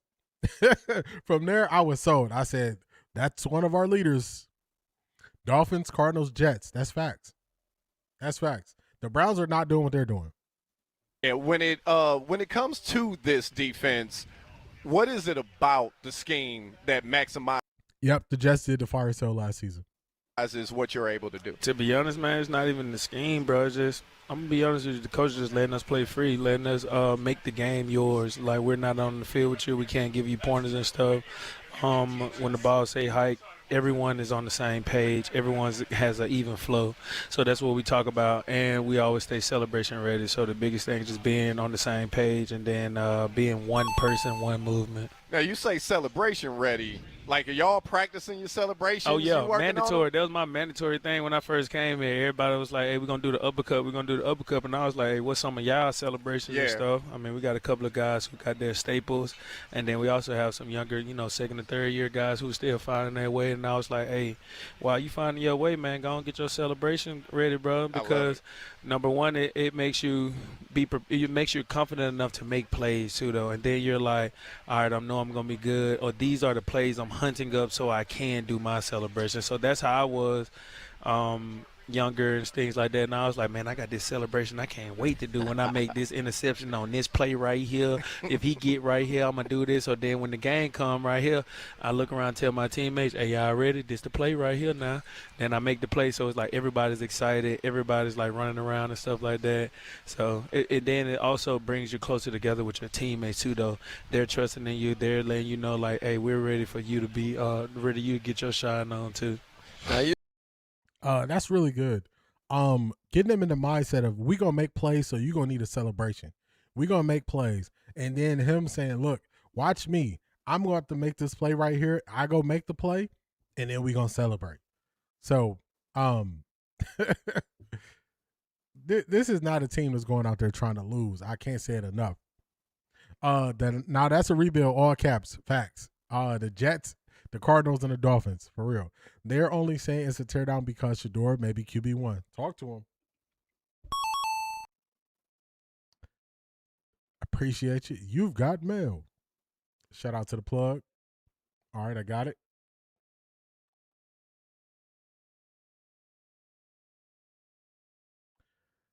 So I read that too fast, and I thought it said Jack Conklin. I was like, what? Why they bringing Jack Conklin back? Oh, yeah, so check this out. So it looks like Andrew Berry's a genius. He got a so-called fifth rounder at QB, then got all this talent in this draft and single-handedly turned this team around. For real. Talk to him, Jimi Hendrix. Dog Pound has one of the youngest rosters in the NFL, and they have young talent, so that's what makes it not a full teardown. You can compare this team to the 49ers when Joe Montana first came in. They didn't want to play him. Their defense was awesome with Lott and Gang. That defense was amazing to watch. Man, you just took it back. It's funny because Bill Walsh is one of those coaches that I really, really, really looked up a lot of stuff because of how he looked at the game. And you just took it back right there. You just took it back right there, what he did with those 49ers. Well, actually, when he came in, what he did with the 49ers. I'm in Seattle, and Quincy and Jared's energy is giving Legion of Boom type energy, where they're all having fun and really moving with and for each other, not just individual stats. I agree with that. A lot of communication required. I agree with that. That was the issue when we tried to run a lot of zone in 2022, I believe, was the last year. 2022, 2023. Communication was not there. It was not there. Shout out to Tessa for the jewels. Thank you for the clutch jewels. I appreciate you. Shout out to Tessa. Montana was famous in college for comebacks, but even no one wanted to give him a chance. His arm was average. His athletic ability wasn't stellar. Young was a better athlete than Montana. Yeah, Steve Young definitely was a better athlete than Montana. Tell the truth and shame the devils, y'all. That's a fact. That's a fact. All right, well, we got time. Okay, let's get through these next two. I kind of skipped playing the segment changes today because I wanted to get right to it. But segments will be back on Monday. All right, now we got Bernie. So Bernie asks, shout out to Tika. Do they say it or not? How you been handling the competition with? Shout out to Tika for putting this in the group chat on Patreon. Bernie hitting Deshaun with some tough questions. So let's listen. In the quarterback room. That's been great. I think me and all the quarterbacks has been doing a good job of just, taking it day to day. Trying to be. And it was so much about timing, too, man. It was so much about timing. He was so much about the quarterback's feet. He was so much about if we do things right and script plays, we're going to be ahead of the defense. I still remember it was a clip of him talking about, man, look at his feet. Look at his feet. He was so big on the quarterback's feet, should be in tune with the wide receiver's routes because it was all about timing to get them the ball so they can take off in space. So Bill Washington, he was special. Of course he was special, but they didn't think so till he three-peated. That's a fact because you look crazy until you right. You look crazy until you right. When you break down things early, you look crazy. When you prove it right, nobody comes back and say, hey, you was right about this. They just move to the next thing. I saw a breakdown about super athletic QBs never making it to the Super Bowl. I can see that because they can't carry a team on that level without best fundamentals and full team chemistry. That's one of my takes where I would prefer a pocket passer over a super athletic quarterback because you're going to lean on your gifts. If your strength is your brain, which I believe is Shedeur's strength, versus your strength being athletic ability, then you're going to take off and run. And in Pee Wee, you was the fastest, probably the biggest and the fastest. In high school, you were faster than everybody. In college, you were just as fast as like DBs. So you're going to take off and run. What happens in the NFL when they scheme for you not to be able to take off and run and you have to break down the field? So that's why I'm always leaning towards pocket passer versus athletic, super athletic. Joe Montana was compared to always fond less than Dan Marino. It's crazy. So my dad was a big San Francisco 49ers fan when I was younger. One of my favorite players of all time is Jerry Rice, and I just naturally watched him a lot. And then as I got older, I went back and watched some of the stuff, and I was like, yeah, it was true. That's the reason why I liked him. Especially they had like Ricky Waters. They had running backs I like. So it was just Ken Norton. Just a lot of guys on those teams when I was young that I really appreciate. And then I realized Bill Walsh was behind it. I was like, man, this is they had no choice but to win. All right, let's keep it going. Take advantage of all the opportunities that we have, but at the same time, it's fun. That's what this. Oh, I agree with you. Joe Montana was not the most athletic. He wasn't as athletic as Steve Young, even when they were Bill Walsh was playing that game, or he was not playing the game, but where he was swapping them out, seeing who could actually secure the team, and he was going back and forth with him. So I wasn't saying he was athletic. Josh Allen, I believe that happens to Josh Allen. Look in the playoff game towards the end of the first half where he takes off, runs the ball, they strip him. And then when they strip him, the other team gets a field goal because he leaned on that athleticism when he should have took it to the half. Definitely Roger Craig. I know Brady is tall, but is he that athletic? No, he's not. Brady is not athletic. I think traits are better for some of the skill positions, but not end all for QBs. I agree with that. I agree. All right, let's go. This game is about. This is what this business is about. It's always competition. So for me, every day is a competition just to keep my job because it's only one position that can go out there on that field playing quarterback. How about with this new system? What type of plays you like? And if I had to push comes to shove, and I got to ask you, what's your favorite play to throw? What's your favorite route? Yeah. What is that? My favorite route is probably something deep across the middle. I love being able to just, showcase my arm and my accuracy when guys are running away, especially versus man coverage. But, with the new system, we're doing a lot of different things. There's so many different things that I didn't realize, coming into Monk's system and what he brought from Baltimore. He does an incredible job of teaching it, but also just being creative and putting guys in the best spot for them. Okay, well, from that though, throwing that deep over and stuff, I've been watching us kind of do it in one-on-ones, starting to implement it into practice. Awesome to hear you say that. How do you feel like that opens up the field too when you're able to hit those deeper throws? Oh, most definitely. Because Yep, that's Deshaun and Bernie Kosar having a conversation now. Who are the uber athletes right now compared to Jalen Hurts and others? At quarterback now, I mean, the most athletic you would say Lamar, Josh Allen. Jalen Hurts is an athlete, but he's more like base. He's really strong on his lower body, so that's a little bit different from Josh and Lamar. Trying to think of the top quarterbacks.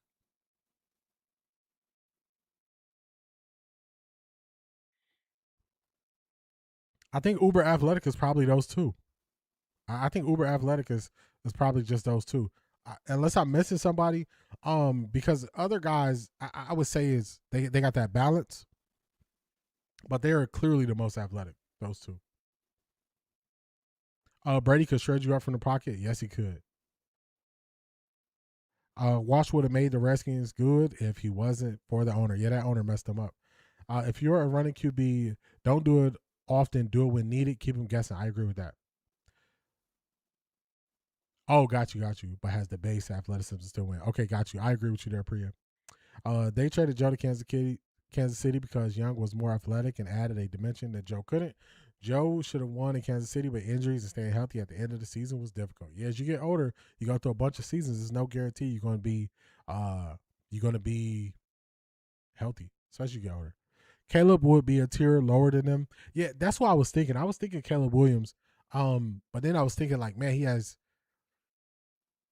other traits, but you could put Caleb in there, or Caleb right below them. Because the linebackers gotta make a decision. They gotta see if they're gonna sink back, and then you can take the check down.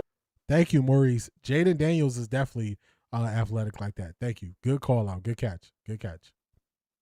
And if they come up with that, then you can kind of get over top of them. And then you just gotta, be able to have speed guys that can get downfield, make plays downfield if the safeties want to get aggressive. So, it just kind of puts the defense in conflict as much as possible.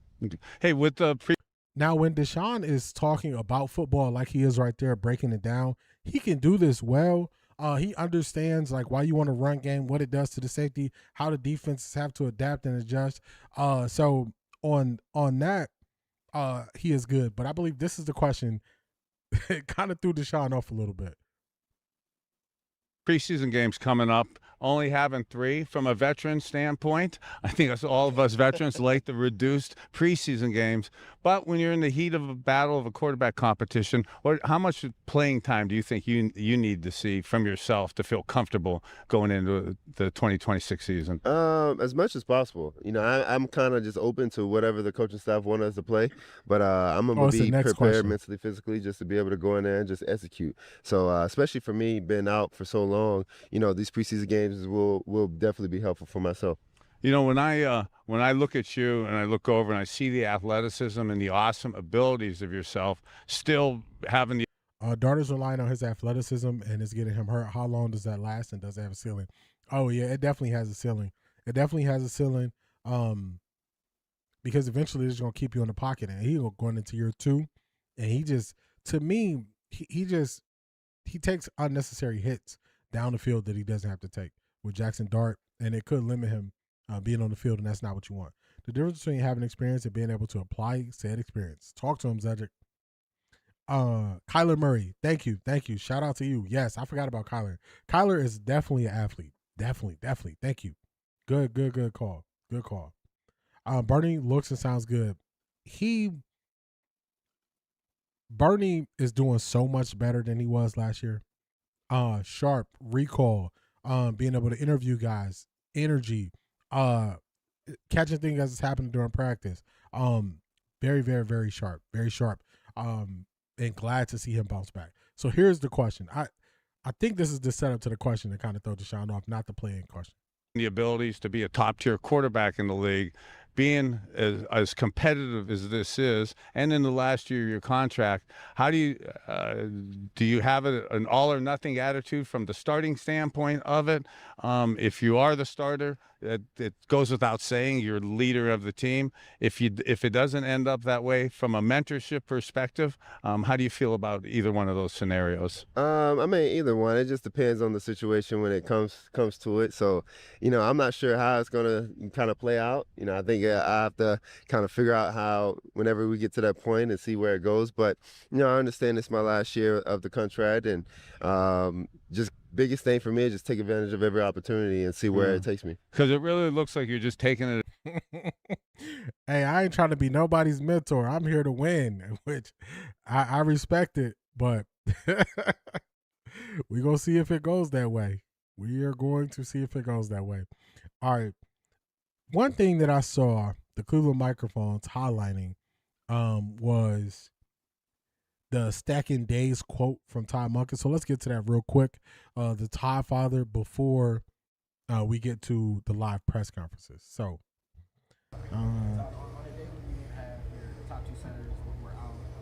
I'm going to skip ahead to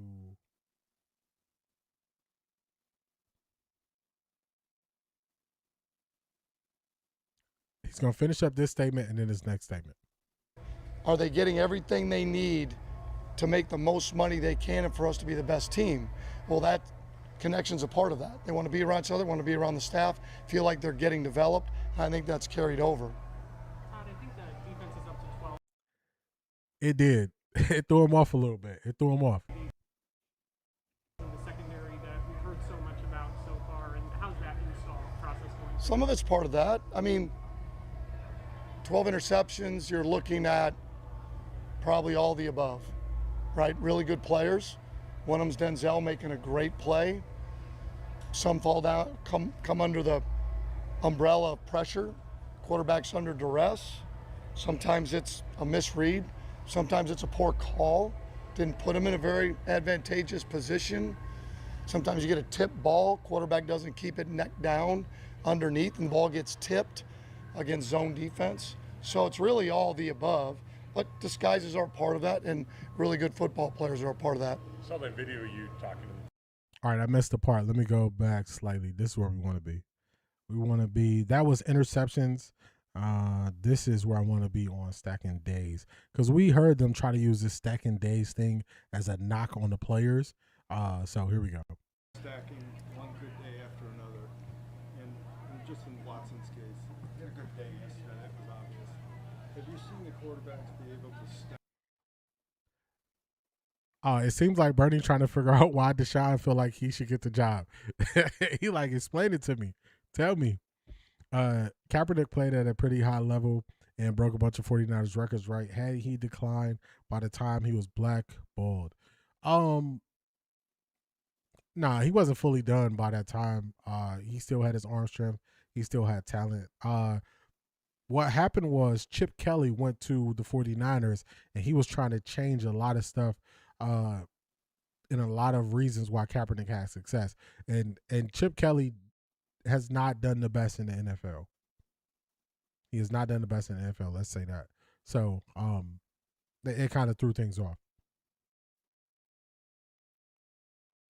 Is it me or does anyone else think Deshaun feels like he's going to be the starter? I agree with you, Miss K. I was saying that. I was like, that's why he seems like almost like lackadaisical, trying no-look passes and stuff. I'm like, I don't believe he realizes this is a competition. I don't think he realized this is a competition. So I don't know if he was told that, but he is definitely carrying himself like I'm gonna be the starter regardless. So we gonna see, but he's carrying himself that way. All right, let's get to the Stacking Days from the Todd Father. Good day after good day, or has there been inconsistency? That's sometimes. I think it's probably been like anything when you're installing, you're going against a really good defense. I'm not sure stacking days has come up. I think what we're trying to do is stack as many good plays as we can within what we're asking them to do on a given day. I'd much prefer stacking really good days, but as a head coach, if the offense is stacking really good days, This probably means the defense wasn't stacking a very good day. So within every practice, usually there's give and take, some ebb and flow of practice, some things that you all don't see and some things that at the moment we don't see till we see it on tape. So it's really how many plays in a row can we stack? Today we'll get a chance to move the ball a little bit. We'll get a chance to see a little bit like 2 minute, where you do have to stack a number of plays, where when you're just installing, you're just running plays and it's hard to really know, are we really being efficient consistently to be able to move the ball and score points? Even though you have been installed. So somehow the Cleveland content creators thought this was him taking a knock. This was him taking a knock at the quarterbacks. When if you listen to the full quote, which they're not doing, he says you have, when you're doing the install, it's going to be hard to stack days, which they've been doing the install. They didn't finish install till after yesterday. Then he said if you're stacking days on the offense, that means the defense was not stacking days. So it's going to be a give and take. It's going to be a give and take. It's going to be a give and take. So, I think this is from a lack of understanding that people try to put this on the quarterbacks. They just don't get it. they just don't get it. That's from a lack of understanding. Let's catch up on. Oh my goodness. No, I didn't see that, Cedric. They put something up, said stacking plays. I didn't see that. They're definitely taking shots. The Browns are. Let's do this. We got to get ready, see if the Browns are live. All right, the Browns are live. All right, we got KC Concepcion on. So give me just a moment here. Let me clean some of this up on my end.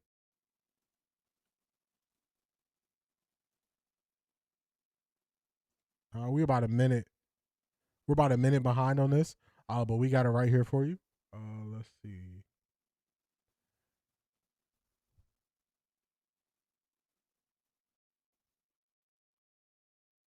I agree with you, Tika. I think Monken is just going through it, taking his time. I don't think he's rushing. So let's go here. All right, we got KC. We're about a minute behind in this. Let me catch up real quick.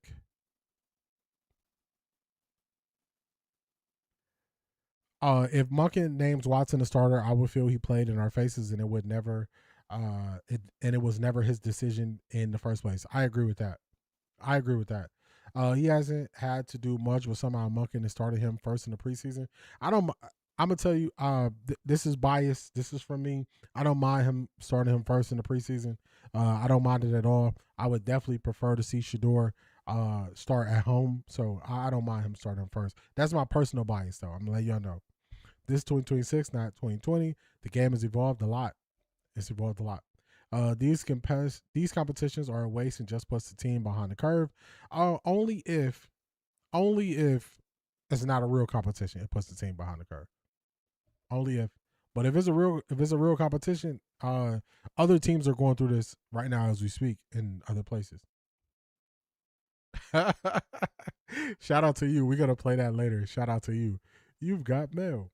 I think Monken just crossing all his T's and dotting all his I's. I agree, because look at what he's doing at left tackle. We took Spencer Fano, number 9, and he is got him in a battle. He got the wide receivers in a battle. So if it was only he was handling the quarterback this way, then I would feel some way. He's doing the same thing with our first round picks. So usually first round picks walk into starters. So I think he is doing it this way. So it's no questions when they make their final depth chart of who the starters are. I don't like how they gave Deshaun all them tries in the red zone and seemed like cheating. Yeah, that's why I think it's just that's why I didn't get too caught up in the 7 touchdowns, because I saw the drill they were working on.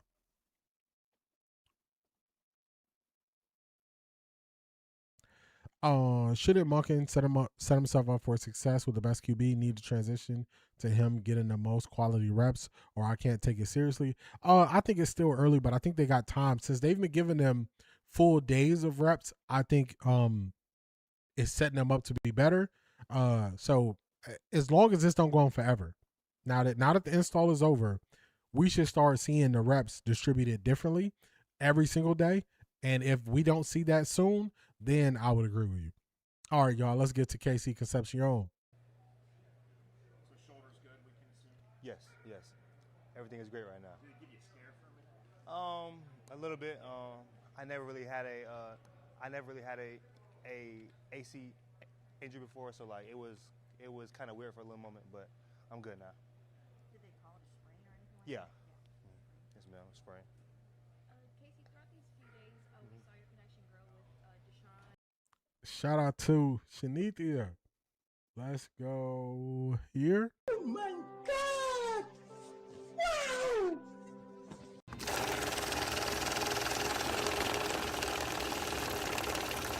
I got money. And then let's go here. Come to Off the Record D, where we gonna read your super chats. Your voice is gonna be heard. That's funny. What's going on, Shanithia? Welcome in. Happy Friday, fam. It is Friday night. Just got paid. Off the Record D, where your voice will be heard. Personally, we should be done with the competition. Let's just get Shedeur ready for the season. I agree with that, as long as this doesn't go on forever. Like, we should start see the reps distributed differently. As long as we start seeing the reps distributed differently, then I think we're on the path and it won't be an issue. If we are after the Bills and we still seeing funkiness with the reps, then I would take an issue with it. But we should see a change, and we're going to let it play out and see this change. Thank you for all your support, and welcome in to Shanithia. Appreciate you. Appreciate you.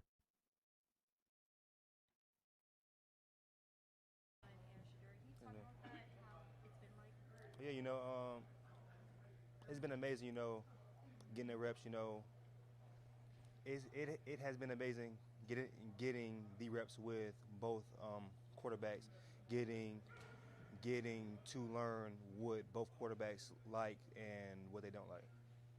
I think you're known a lot for what you do after the catch. Mm-hmm. Do you think your ability to go up and make catches, which we've seen you do a bunch already in camp, gets overlooked at all? Yes. I feel like it does get overlooked a lot, but if the ball comes my way, it's my ball, so I got to get it. For example, that play yesterday. I like that mindset. Casey Concepcion and Denzel Boston both have expressed this, that if the ball comes their way, it's their ball. They're going up and get it. They're going up and get it. And also, please, everyone, read what Craig said. If you watch the game for long, most teams never play starters until the last game, and the last preseason game played the first half. If you look at the first preseason game, in most cases, it's usually not the starters. And the way they used to do it was, you would play like one series, and then it would go right to the backups. So I believe Monken is taking that old school approach. I have no problem with Deshaun starting that first game for personal reasons. I want Shedeur to start game 2 at home. I do like how he's doing the competition, because we can see first round picks get complacent because they're always given the most opportunities. How they treated DG last season was diabolical. That's a fact. They take a turn, so it'll be Watson's turn for the first preseason game. Also, good time to let y'all know, watch party for the first preseason game. I believe it's on a Saturday. So it's on a Saturday. So we're gonna definitely have that watch party. I think it's at 1 o'clock. It's at 1 o'clock Eastern Standard Time. So we're going to do a watch party. I'm going to take a quick break, and then we're going to, at 7 p.m., we're going to do just everybody react to the game, 7 p.m., probably for about an hour. So on the Browns' first preseason game, we got 2 live streams that day. So just get locked in and be ready. Why not be smart and play the guy that gives you the best chance to win now? Because from what Todd Monken has said, is he is not looking at anything that happened before he got here. So I don't mind people taking a little bit longer to make the decision. I don't mind it. I hope they keep him in for full first half. It gets a little exposed. So are saying that now the installs are over, we should see a change in the number of reps, and QB1 should get in more first team today. That is what Todd Monken said. He said, once we get through the installs and we get pads on, we will start to see the reps change. He said that, don't quote me on the day. I'm sorry, I don't know the day he said it, but he did say that once installs are over, pads are on, it'll happen. So, yeah, he did say that. I'm side-eyeing Coach Riesland because he kept preaching play person has best chance to win game one, and any reasonable person can see that Shedeur is a fact. I love this independent black media. We got Black Pearl in the bag. Yeah, I wish we had this when y'all know what I was going to say. I think were you going to say when I was younger, or was that a part of a song? If that's a song reference, I did not get it. I'm sorry. I'm sorry if it was a song reference. I'm sorry. That's on me. Got to buzzer myself. Kenny was the 2 and played 2 to 3 drives last night. Yes, he was out of there quick. They also going to give Deshaun the away game conveniently. That seems planned as well. Yeah, watch parties are back. Watch parties are back, but we are adding that additional reaction stream. So it's going to be fun. It's going to be fun, definitely, for games. I do understand how they manage QBs in preseason. It is a training camp and practice where I'm ready for the majority of reps to go to the starter. I agree with you. Facts 1 series or first score inside the first quarter. I agree. He did say they will continue splitting the reps, but will not be equal. Yes, when I was younger. Okay. We was on the same page. I thought you were saying a song. I was going to say, that's a song? Help me. We on the same page, Jimi Hendrix. Let me find it. Let me find it real quick, Black Girl. My bad. I think it's here. Maybe Monken's last test is to see how the QBs respond while being coached by him in game.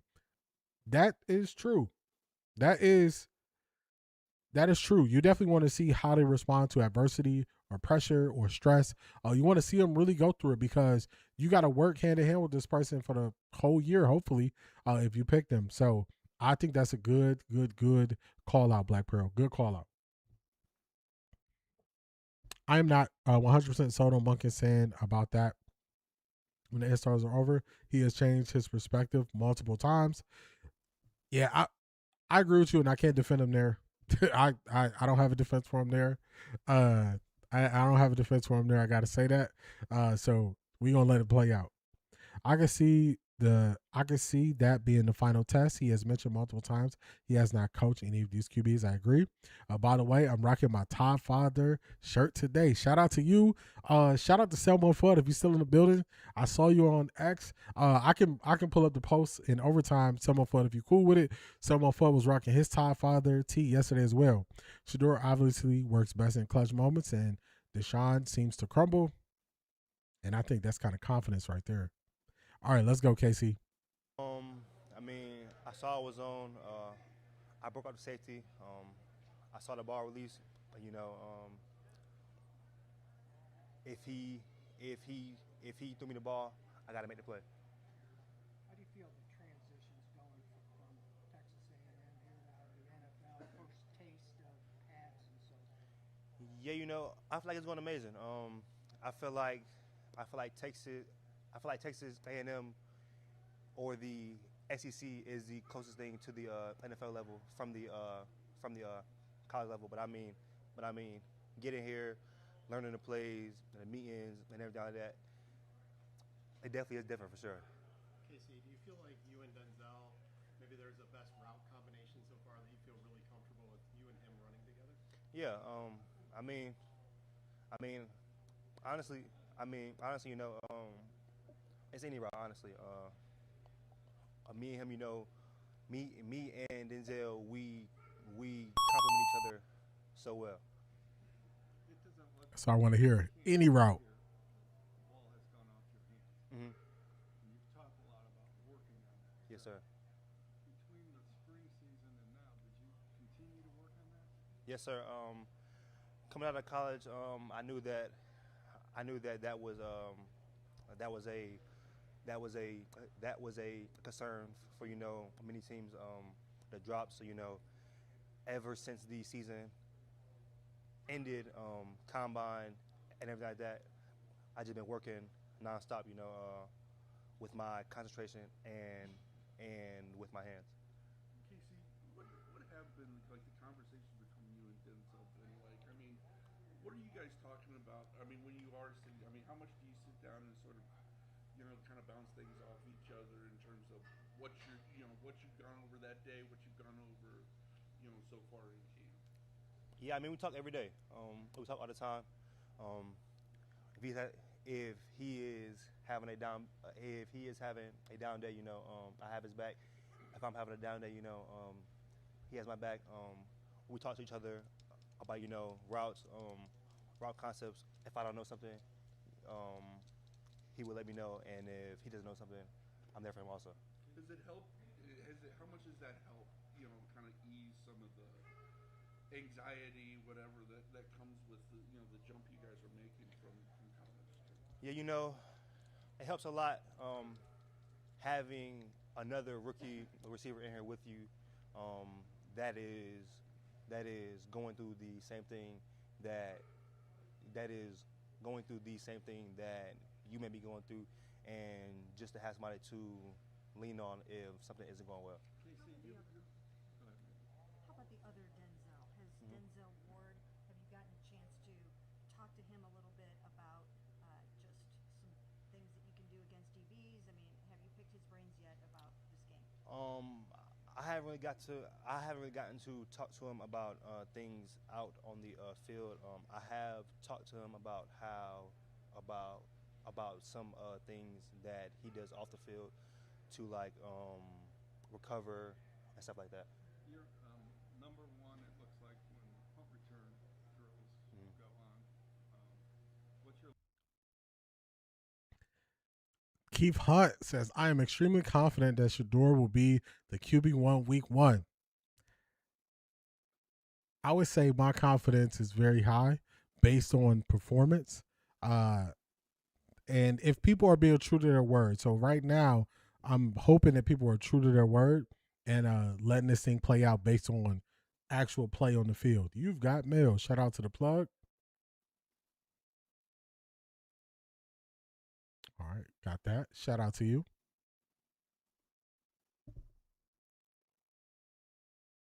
I don't know if we'll exactly find out the start about who gets reps today. I think we will start to, based on what Coach has said, that we will start to see the distribution of reps change. So that's what we heard. That's what we heard him say.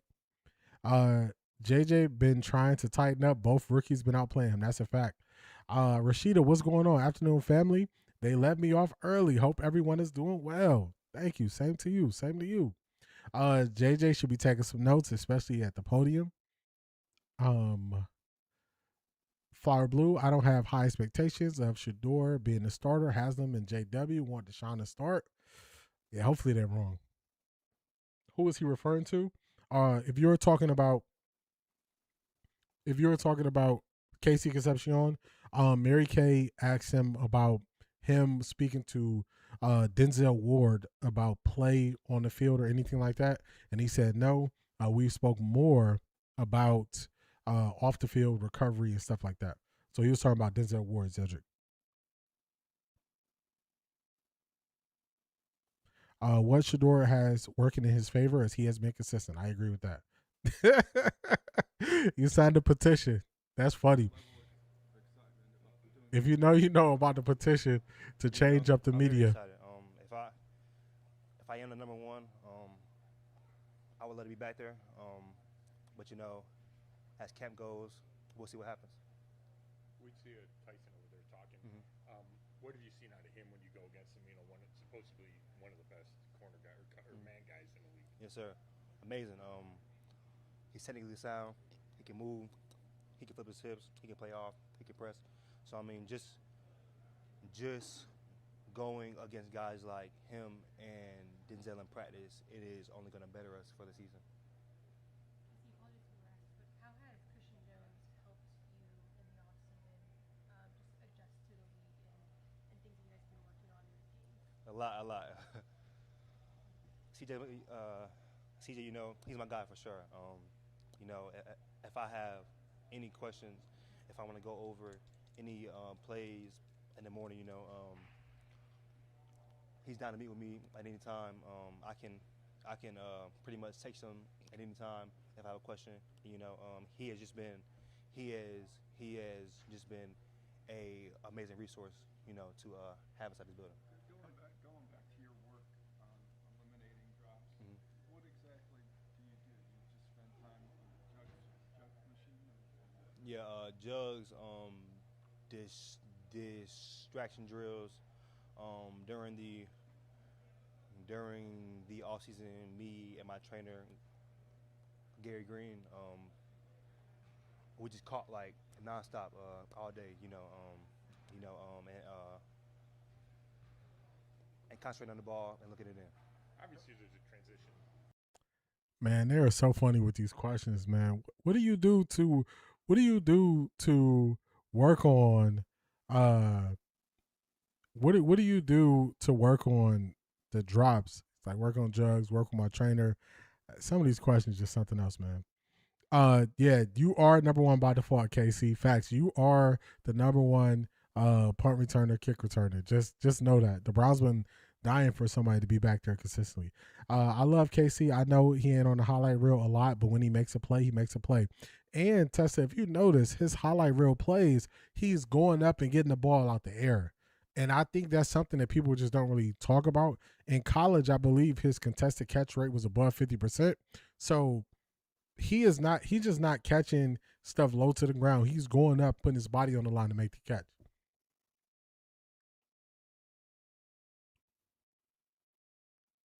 Who is Shedeur playing against for the home preseason game? If it goes that way, Shedeur will be going against the Buffalo Bills. That comment about Watson starting, that troll goes to every Browns chat and comment that no one's against Watson. Some of us prefer to. Perfect way to put it, Laurie.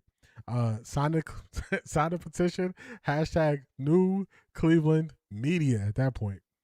I think Boston is a real one, but not hating on KC. Oh, he was talking about punt return, kick return, Amber. He's definitely catching in the air, and so it's nothing but positivity. For everybody coming in the NFL. But what do you think it's fair to expect from you and Denzel as rookies this year? I agree with that, Shanithia.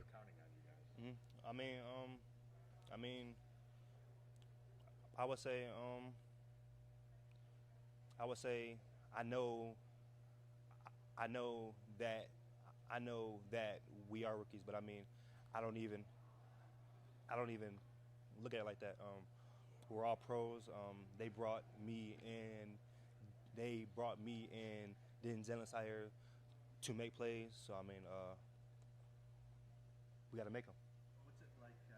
Talk to him. Don't. And your head coach is Hey, we here now. We are in the door. So just talk to us like we out here to ball. We out here to ball. They always want to kind of put these tags on stuff. And it's like, come on, man. Just we here to ball out. Cause then do y'all highlight, oh, this is a 7th-year player every time you talk to him? No.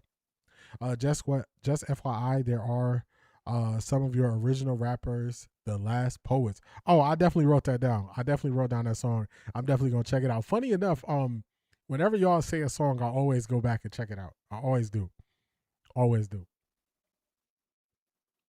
I love KC. They took him in the first round for a reason. Facts, because he's versatile. Now, I think Denzel could be like a backup on punt returns, but I think if it's between the two on punt returns, KC will be before Denzel. very hands-on with your position group. Yeah, you know. I'm not mad at you, Black Pearl. In my opinion, it should be wide receiver 1, KC, Bond 2, wide receiver 3, Boston, Bond, and then Janky. I see that same message, different troll page. Like, I want them both to win, but I want 2 more. I also don't have to go to chess to put that message to show my support for 2. That's a fact.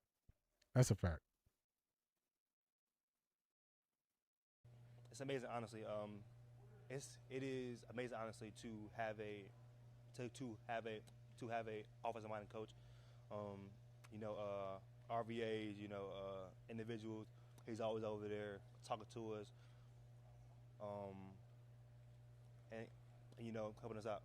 Casey, how about the fact that how do you guys feel about heading into a period where you might be able to work with one of the quarterbacks for most of the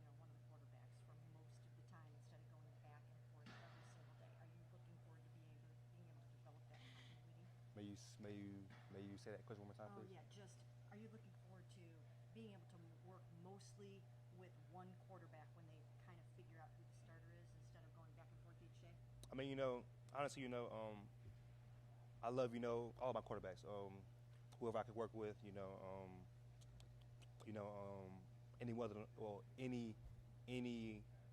one of the, any one of the quarterbacks. All of us, we have to have some type of a connection and some type of a relationship. Thank you, guys. Of course, it would be the league content creator asking, "Oh, how do you feel going to one quarterback versus it being you get reps with this guy and this guy?" Like, come on, what are we doing? Just what are we doing? What are we doing? He didn't fall for it. He answered that question correctly. You got to have a relationship with all your quarterbacks and some type of connection, so it's no problem. Nope, you're not gonna get me. You're not gonna set me up with that question. Now back to our regularly scheduled program. Go Browns, get them too. It's all good, Laurie. Sometimes you just gotta put it out there how you feeling. Sometimes you gotta put it out there how you feeling.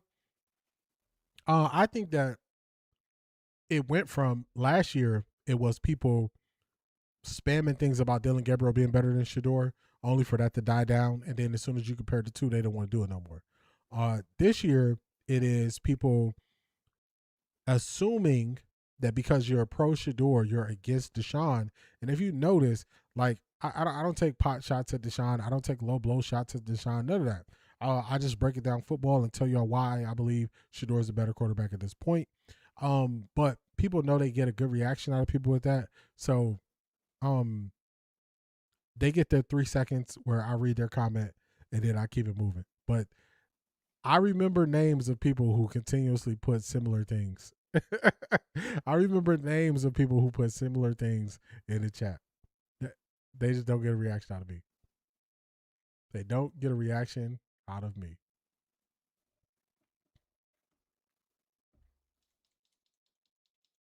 Anything from Talib is fire if we talking rap. Here we go again with the QB mess. Yeah, she can't help it. So who got the Nike Men's Air DT Max 96 low that dropped today? Man, them things drop quick. They didn't waste no time. I hate when they do that. Yeah, they try to ask that question that's divisive. All right, I got you. Let me write that down.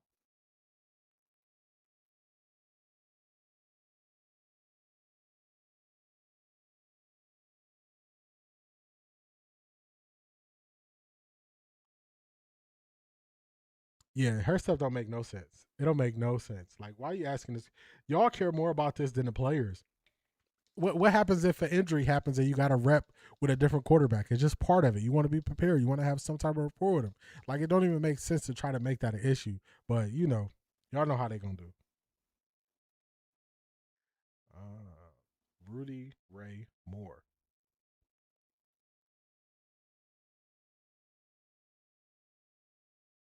So, if you part of Patreon, I seen a clip of a Mike Jones interview. So I definitely been listening to Mike Jones. I know too much of Mike Jones' album, like from when it come out, 2005, something like that. I know too much of the album. So that's what I've been listening to the last couple of days, unfortunately. Actually, those that support Shedeur want Deshaun to be at his best because Shedeur will be at his best. I agree. I don't know if anyone watches any of the other interviews from other teams. I watch the Titans in Colorado. This media sounds very uneducated. I agree. They don't understand the game of football. And I've been saying that for a while. Like, just based on the questions that they ask, it doesn't make sense. It doesn't make sense. So, who Mike Jones? Who Mike Jones? Yeah, I've been listening to Mike Jones, so ever since I seen him. Let's refresh this thing and see who we got next up. Speaking for the Browns today, so just give me a moment. Let's see if we got anybody else, or we got to jump to another one. All right, we might have to jump to another stream. Okay, no, they leaving this one live to see if we get somebody next. They're leaving this one live. Oh, no, they didn't. They did not. So far, right now, I'm not seeing anybody be live.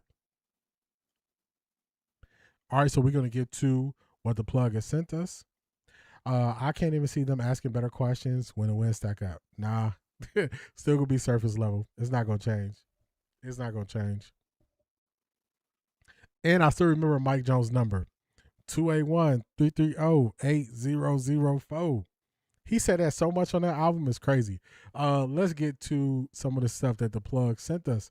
All right, so let me get this on the screen so y'all can see it.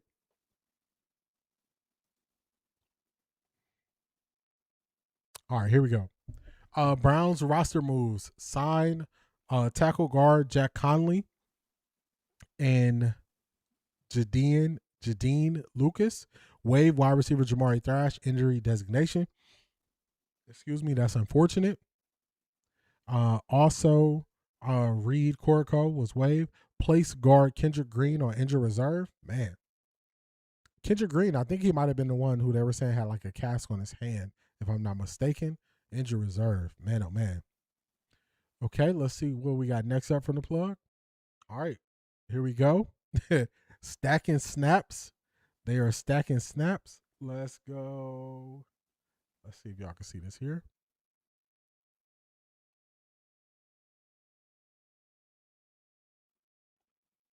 Go to Shedeur. Then they go to Deshaun on the stacking snaps. I bet it's pronounced Jaden. Yeah, I was looking at it. I was looking at it. I was trying to figure it out real time. Like, I don't think I'm saying this right. But you could be right. Let's look at that again. You could be right. Yeah, and then just not. Yeah, that makes sense. That makes sense.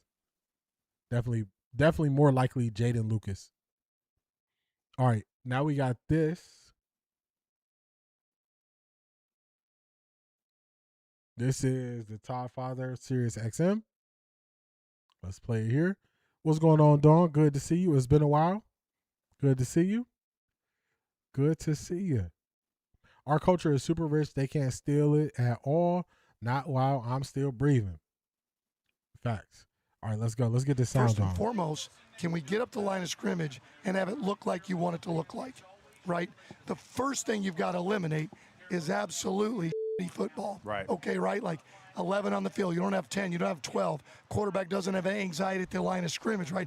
I don't have anxiety. Do I call a timeout? Do I not? And you're getting booed off the field in your first freaking game. Yep. All right, that's the first thing. Who of our quarterbacks can operate, right? So at least it gives us a chance. And Shedeur's come a long way that way. Then the next part is, all right, what can they do? What part of their skill set? Their athleticism, right? Are they more pocket passer? Can we use them in QB driven? Where are they in terms of everything that you're looking at? Are they similar in what you, like, would you need two different game plans? For I wouldn't think so. Deshaun's got a little bit more athleticism. Shedeur's got a little stronger arm, I would say. But what I would say was Shedeur Sanders anymore is not considered a dual threat. Right. But 20 years ago he would have been. He's not.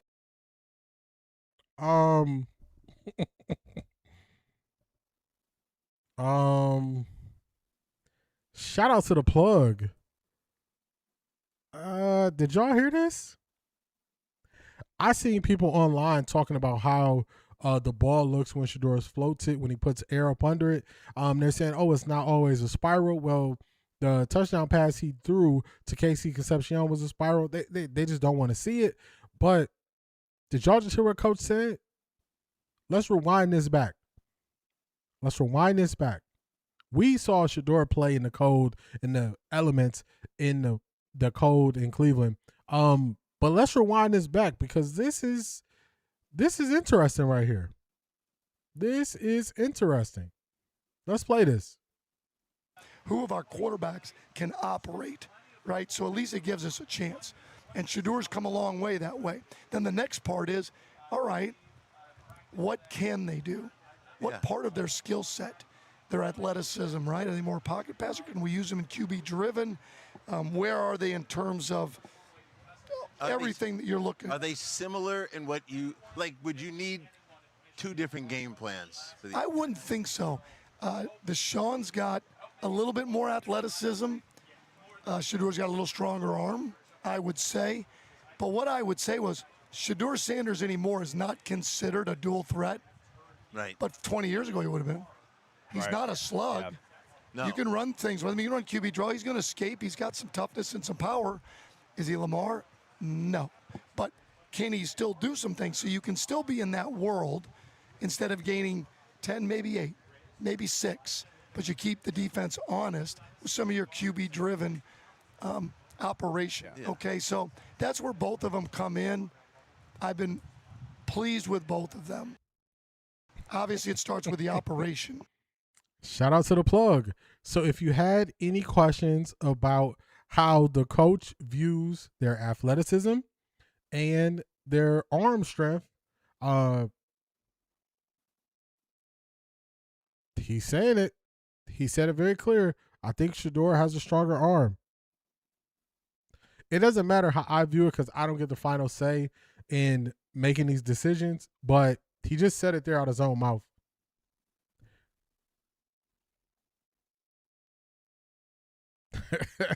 I don't know. I'm just saying. He said it out of his own mouth. He said it out of his own, from the coach's mouth. I mean, hey, if all the people who don't cover the Browns on a daily basis are going based on what the coach is saying, go based on what the coach is saying. I'm just saying. I'm just saying. I'm confused, good or bad. Collectively, this is good. Stronger arm. A lot of people said Shedeur doesn't have a strong arm. The head coach says he has a stronger arm. The head coach also says he could use Shedeur in running situations. So, last year, one of the things I wanted the Browns to do was I wanted them to run a like a zone read where if the end crashes down, Shedeur can keep the ball and he can run. And I thought they would be able to do that and get an easy third down and short, and they would be able to convert it. They finally did it at the very end of the year, and I was calling for it for the whole time Shedeur was starting. So where people would think that you can only run that with Deshaun, you can run it with Shedeur. He also said, well, if Deshaun is getting 8 yards on the QB run, 10, Shedeur can get you 8. So, hey, he said it. He said it. You see it. He said it. I'm just saying. He put it out there. He said it. He said it. Not me. He said it. So, we just gonna listen. Let's refresh and see if we got anybody else speaking before we get the head coach at 12:50. It doesn't look like we have anybody else. Selmo Fudd, are you cool with me showing your picture you posted on X? All right, let's see. Selmo Fudd was out there with the crew. Let me pull this up. Let's see where we at.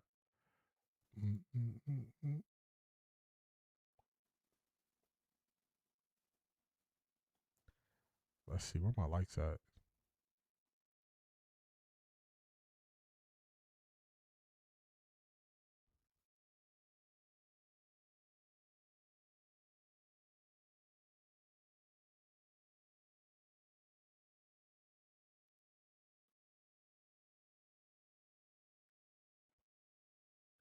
I'm going to make this larger. Selmo Fudd was out there at practice. He was out there with Reese Will. He was out there with Prentice Premier. Here we go. We got the fellas right here out there at practice.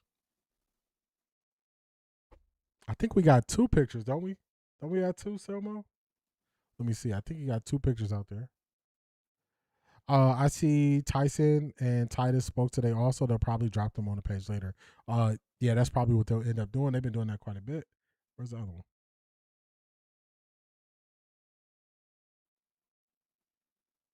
Here we go. We got another one right here. Here we go. We got them brothers out at training camp. We got Selmo Fudd rocking the Todd Father tee. We got Apprentice Premier in that barbershop gear. We got Reese. I want to make sure I'm saying it right. I think his name is Reese Will. Hopefully I'm not saying it wrong. It's not intentional. But I believe he's rocking his own merch. So shout out to them. Shout out to the brothers getting out there, seeing it with their own eyes. Seeing it with their own eyes, and they can determine if they believe what people are writing about. So shout out to them. Shout out to them. Let's clap it up for them.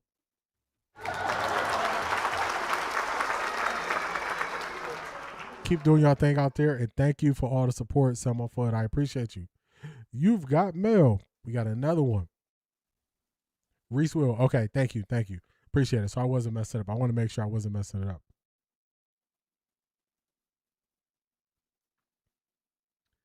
All right, let's see. Let's get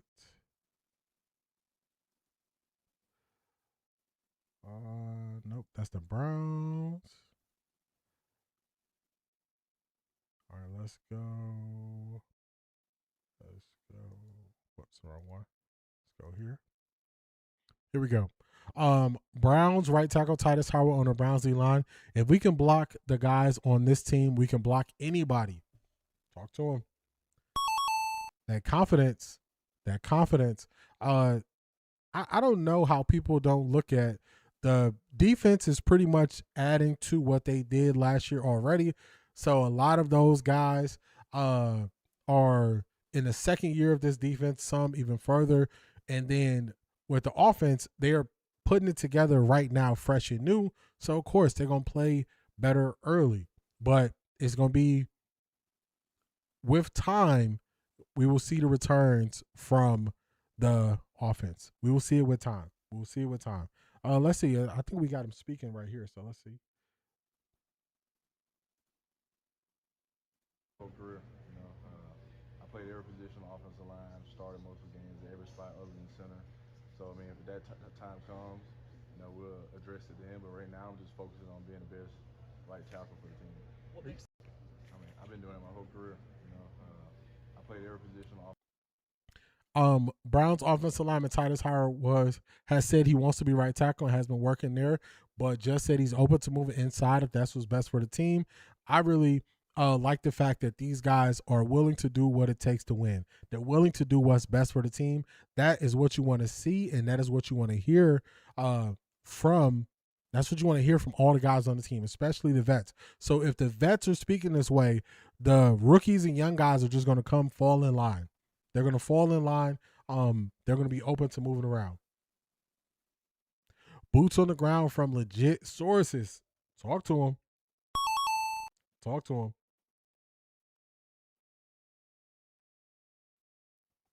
All right, we are waiting. I guess we're going to get to Todd Father at 12:50. That's when we'll get to Todd Father.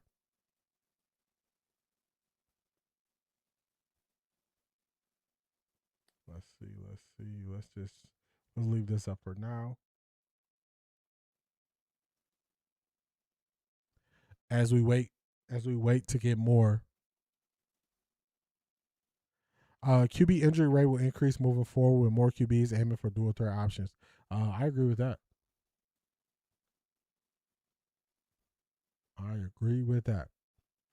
So we are starting to see the injury bug kind of hit the Browns a little bit.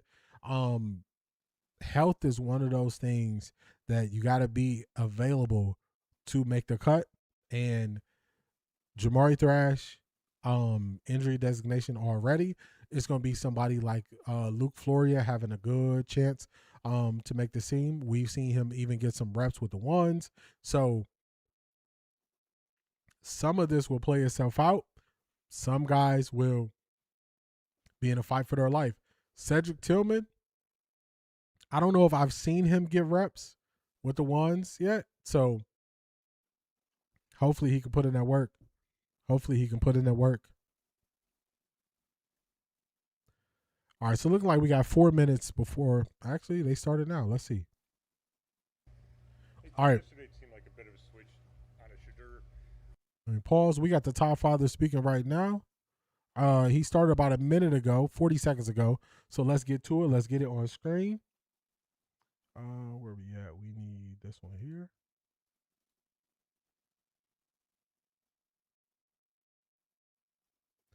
What's going on, Harris Room Sports? I appreciate you. I appreciate you. Said we got you on a 100-inch projector at work. Let's go. Let's go. I appreciate you. I appreciate you. I appreciate you.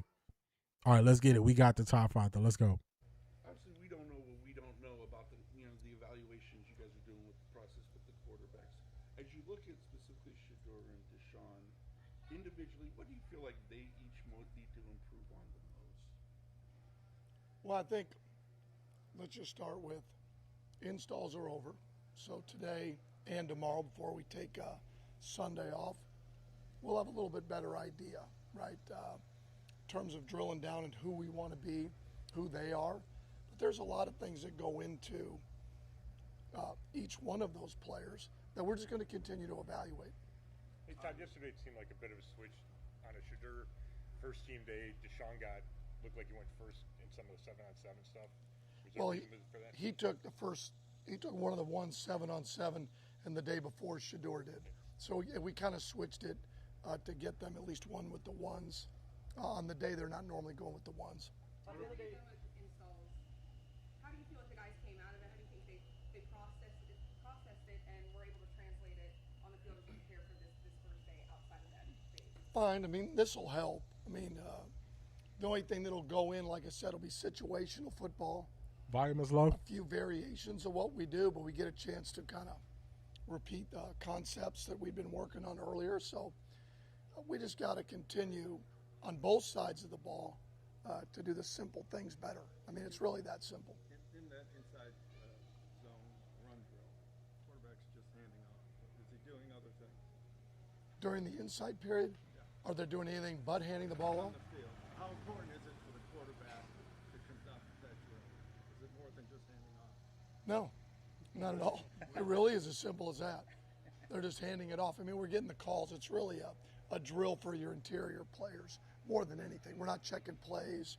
They're really not looking at anything other than we may be varying the snap count, so maybe from operational standpoint, but in terms of getting in and out of cans or any of our check plays, no. Todd, you said the other day. Like with the way that the rotation has ended up over these past few days, it seems like, and maybe I'm wrong about this, that Shedeur is ending up with more padded practices, and Deshaun is. It might be. That might be true. Not on purpose. Okay, It was just every other day. Okay, so there's no. No, it really wasn't that way. The way it turned out, now that you say it, is today is not, and tomorrow will be. So it's just the way it worked out in terms of the way we alternated the quarterbacks was basically every other day, where the padded practices, shells, or helmets was independent of the rotation. Todd, you said the other day that you can't have an elite offense without elite cadence. Why is that? Well, I mean, you can go on one all the time. Hold on, man. When we talk about lack of understanding of football, the question was, I'm not sure if y'all heard it. The question was, when you said, if you are not elite at cadence, why would you not be elite at football? He said, well, you can go on one all the time. So if a team knows that you only snap the ball on one hut, their defensive line is going to be able to jump that and beat you because they know what's coming. In football, it is about adding a half a second to 1 second so you can get the defense to play slow so you can gain the advantage. This is why I put this in lack of understanding, and they get caught up on one word that they hear that's football related, and then they don't let that word go. They don't let the word go. Cadence, cadence, cadence. Oh, now the quarterback position only comes down to cadence. It doesn't matter what you do on the field. It doesn't matter any of those things. It is all about cadence. It's like, Come on, man. What we doing? And the defensive line jumps the cadence every time and puts you at a disadvantage. The great edge rushers and tackles that you have in this league, I think that's part of it. The other is trying to take advantage of being explosive. To be elite on offense, you have to be explosive. So how many times a year can you get him in the neutral zone and get a free shot down the field? That's part of it. I think the biggest thing is your ability to keep, whether it's up front, defenders from jumping the count. It's also, it's not always an elongated snap count, but it could be a quick count to force the defense to get aligned quickly. That gives you a picture of where they're at and what play you might want to get to. Todd, without going into too much on the cadence, without going too much into the cadence, like I think to the layman, we know like go on one, maybe go on two, silent count, but like can you kind of explain a little bit more how you can have up to 10 different cadences? It's actually very simple, right? Like you can go on the quick, the long, the first color, the second color, 1, 2, double cadence on 2. I haven't even finished on that. That's 8.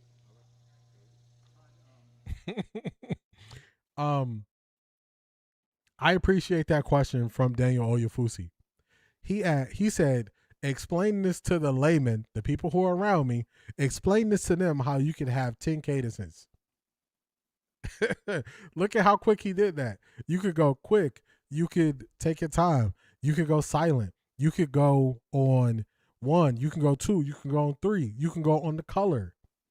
And he just went through how many different cadences it could be. So when they are saying they can't get the cadence down, they don't really know what they're saying.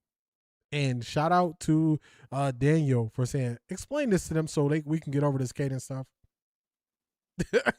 Please tell them what this means so they can stop. They look silly when they say Shedeur's cadence isn't right. They look silly. They look silly. We still remember cadences from people that we saw a long time ago. Blue 82. Blue 82. Like, come on, man. Omaha. Like, I appreciate him asking that question. I appreciate it. So they can stop with the cadence stuff. They have to stop. Like, please. It's not what y'all making it out to be.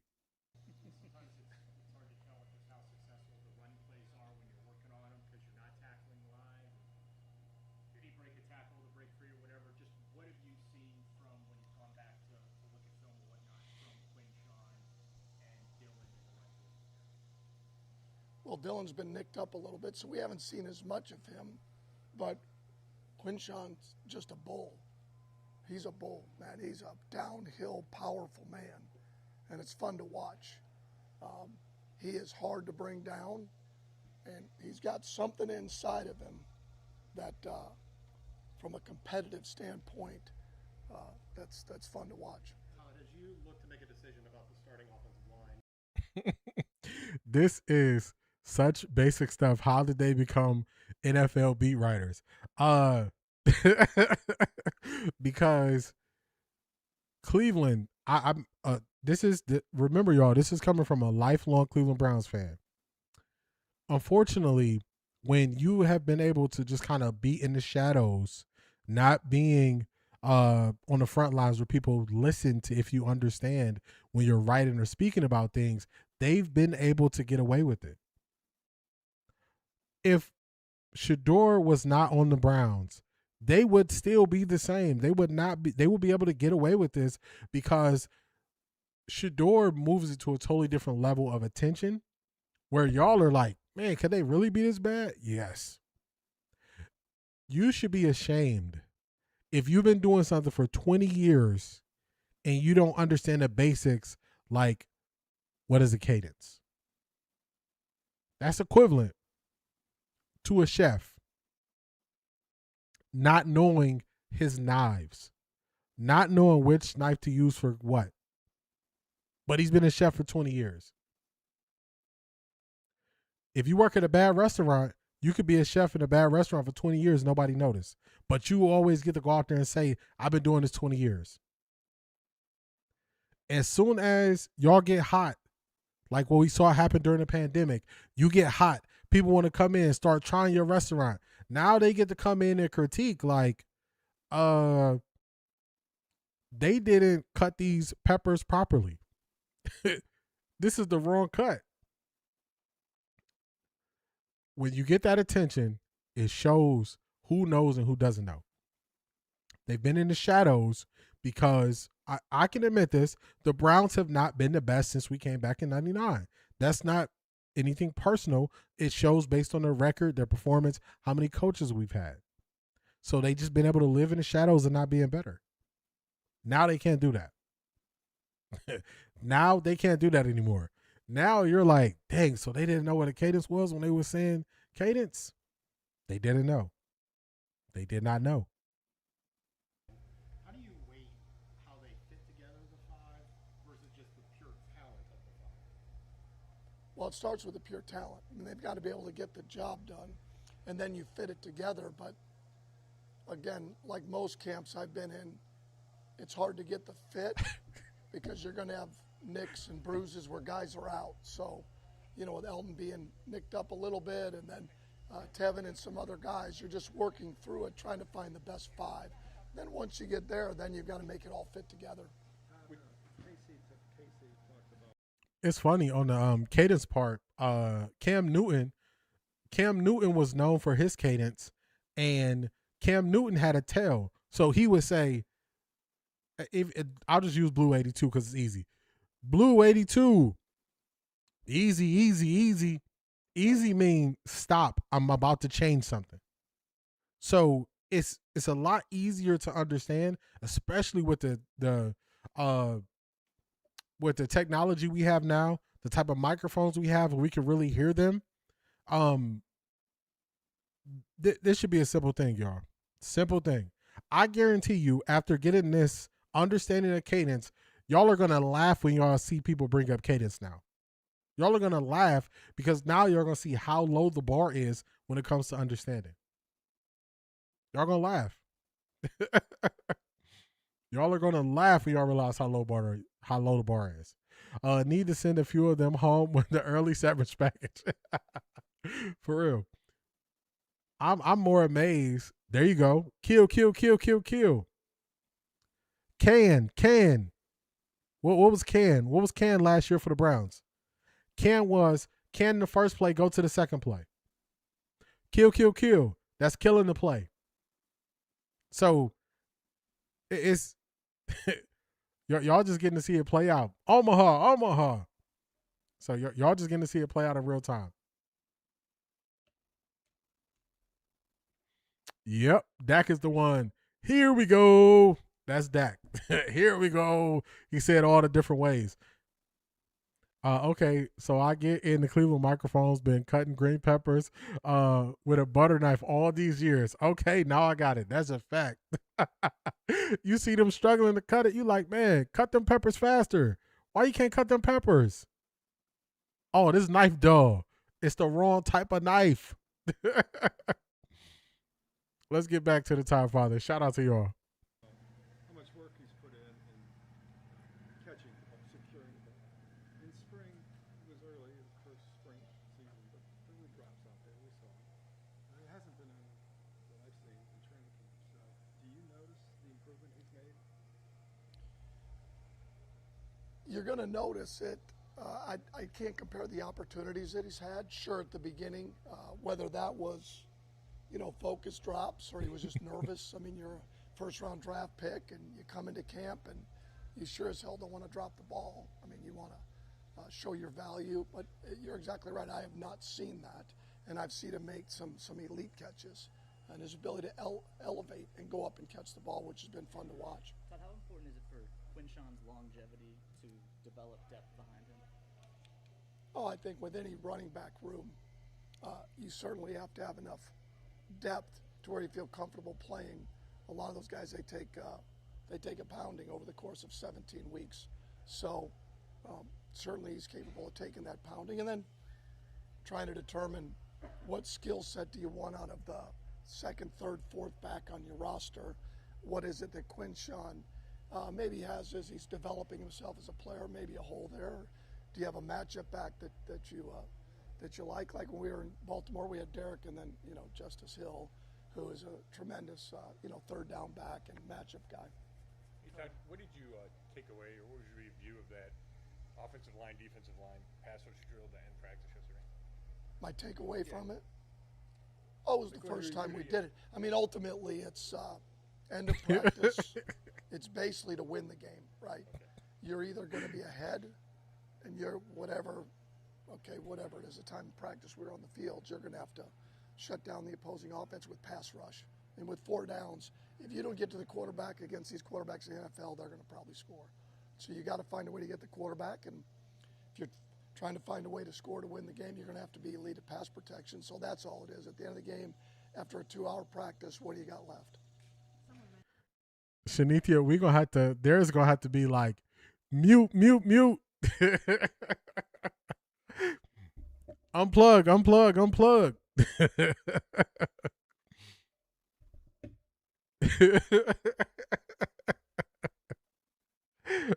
Our Jizzle was funny. You funny.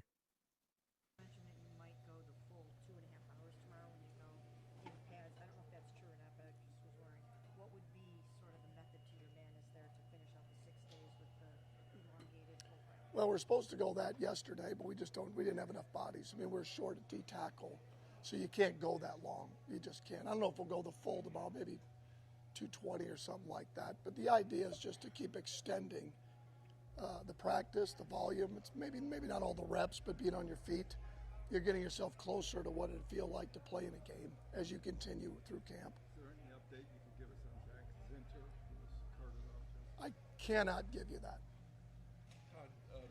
Philosophical question here. I cannot give you that. Career, schemes. You work with a variety of different schemes, but Now hold on now, Art Jizzle.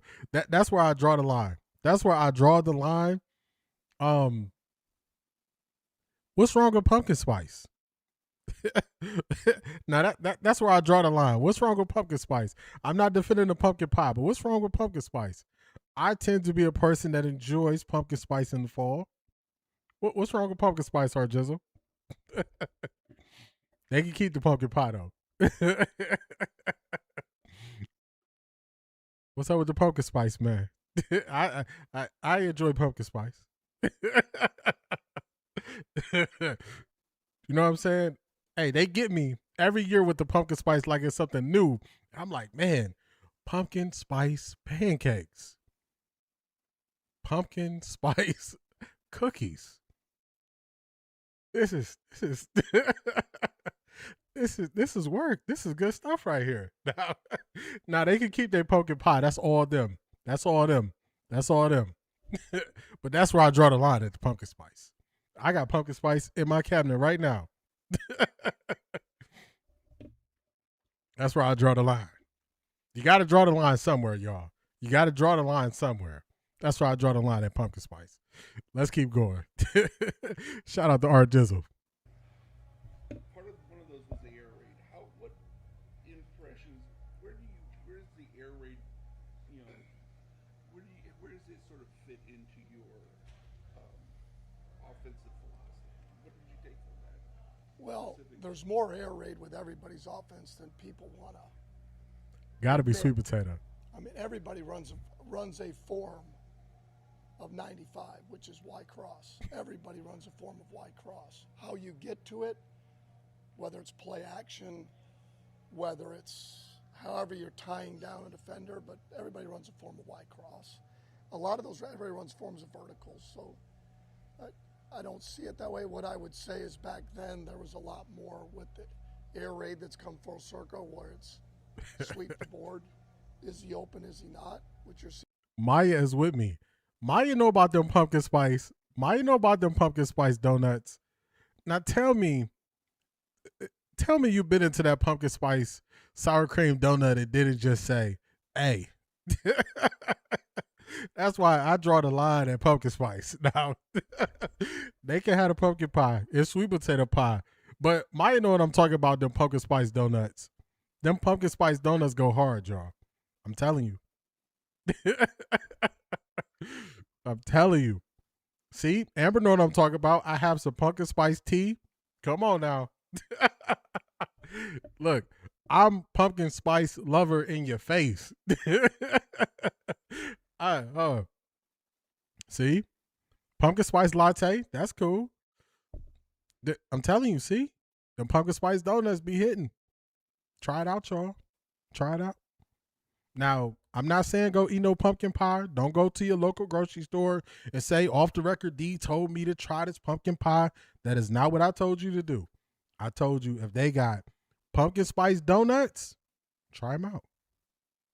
Try them out. That's all I'm saying. Try them out. Give them a shot. Give them a shot. Y'all know them donuts are good. Y'all know it. See? Hey, look, not everybody. Hey, all I had to do was get to the donuts. All I had to do was get to the donuts, so we all on the same page. See? Keep hunting what I'm talking about. The pumpkin spice muffins are good too. Talk to them, y'all. Talk to them. Now, I ain't with it on the pie, but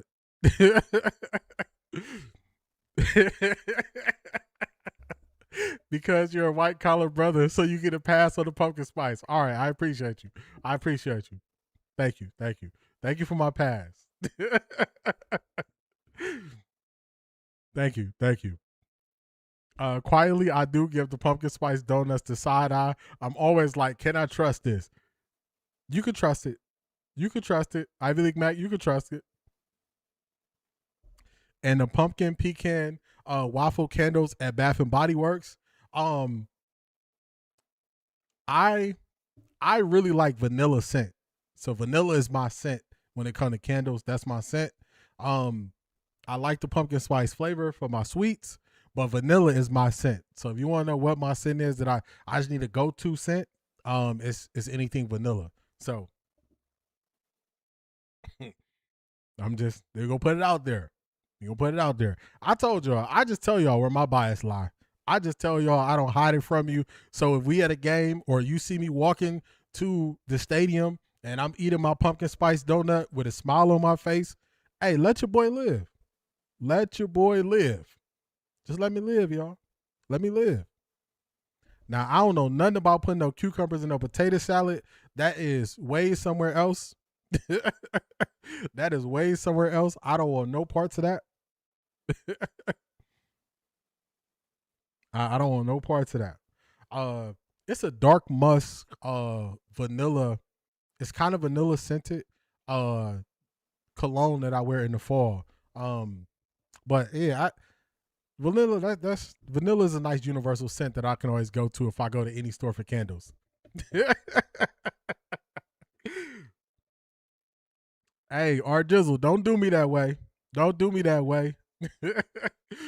My mama and my daddy black. Let's enjoy his pumpkin spice in peace. You know what I'm saying? You feel me, Amber? Look, raisins and rice is out too. Raisins, man. You only eat raisins out that little bitty box that they come in, the little red box with the yellow letters. It's been like that my whole life. Raisins don't go nowhere else. Raisins don't go nowhere else except you eat them out that little bitty red box that with the yellow letters. That's all. Raisins don't go nowhere. Raisins don't go nowhere else. You just eat them out the box. That's it. I don't cook with raisins. I don't like oatmeal raisin cookies. No, raisins, you just eat them because they say you got to eat the raisins. That's about it. But I don't cook nothing with raisins in it. I don't cook nothing with raisins in it. We'll catch you when you come back, dog. Not what in the monkin. Yeah, what in the monkin is this? Okay, I'm going to tell on myself. I do not like the smell of cocoa butter. R Jizzle, what you got to say about that? R Jizzle, what you got to say about that? Our brother, Ivy League Mac, does not like the smell of cocoa butter. See, I think that's, I don't know, man. Cocoa butter is just one of those natural smells that I always enjoy. So I don't know. R Jizzle, give us a verdict, man. What you think about this?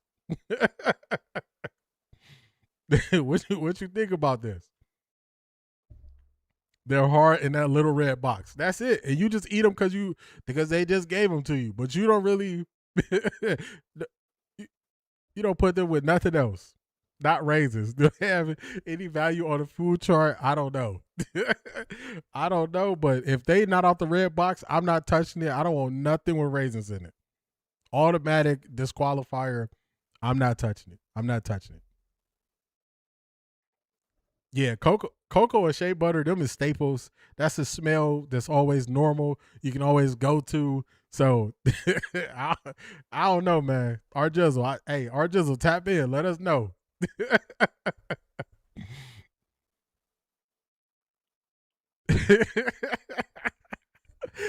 They be enjoying these pumpkin flavors in the privacy of their homes.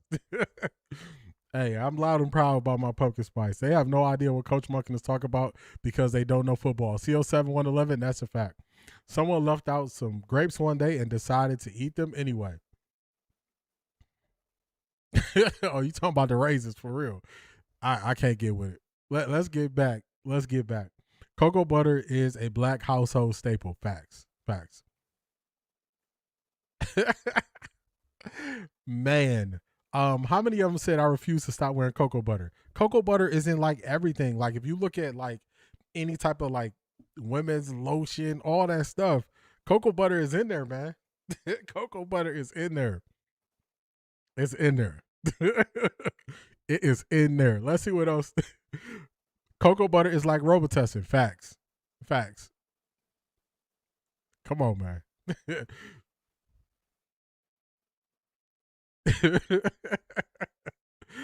Facts. Let's see what else the Todd Father got to say. It's only like 2 more minutes. Let's see what else we got. More of today than pick a side. One high, two high man concept. So there's a lot more than people want to admit. The difference was back then with the air raid, it really wasn't the pass game concepts. It was basically running the same concepts over and over and over. And it was limited run game. You were basically, inside zone, outside zone, and draw. The original was you weren't even running. There weren't gap schemes, at least the way I learned it from Dana Holgerson when I got to Oklahoma State. So now, but everybody takes it and makes it their own, especially in the run game. And then they tweak it in the pass game. It's just a starting point of it. But and then Art Briles went off and went to Baylor and did an unbelievable job there with his version of it with the wide splits, and Josh Heupel's kind of taken a step. We have not seen that in the NFL, the wide splits, so much open space, that they took advantage of Dylan's skill set. Now that the install is complete, do you feel like you will be able to utilize the full scope of your offense even early on in the season? Oh yeah, I mean people make too much of that, like we only have 70% of your offense. And I mean, really? I mean, when we go to Jacksonville, we'll have what we want to run. I mean, for God's sakes, I mean, we had the off season in fall camp. I mean, I think that's just an excuse when you don't. Talk to him. He said, I think that's just an excuse when you say you don't have your full offense. Your arm cut off? Here, take that testing. For real. Put some testing on it. Don't hate on my oatmeal raisin cookies. Not fond of the smell of the butter either. Man, I'm surprised. See, cocoa butter just seems like the easy. If you get like any of the body butters that you put on when you get out the shower, man, they got the shea butter, cocoa butter. It's the go-to. Hair product, cocoa butter, avocado, or coconut oil. Facts. That's the go-to. To wrap up what Todd Monken said, basically, this was 2 high-level football conversations.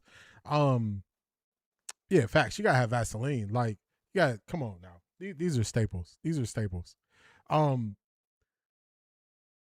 They wanted to get into football questions. They wanted to ask about why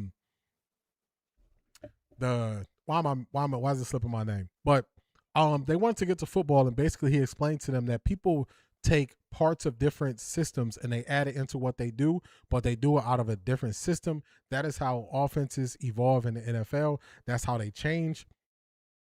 So normally if a tight end only runs 3 routes on the tree, We've seen tight ends now who can run a full route tree. So you have a bigger guy who can help block. They can beat a linebacker off the line of scrimmage, and they can run more routes on the route tree. So just examples of when it comes to football, how it goes differently and how you can implement certain things without running the whole scheme. You can take some of the principles of another scheme and add it to yours and make it your own. So shout out to the Todd Father. We got another practice about to get underway. It should be started now. Practice is supposed to start at 1:15 p.m. So they should be underway now. This has been amazing. Shout out to y'all. I'm learning about y'all. I'm learning about the scents y'all like, the scents y'all don't like, the cookies. So it's always fun when we can, have other conversations to learn more about each other. But just let me enjoy my pumpkin spice in peace. In peace. In peace.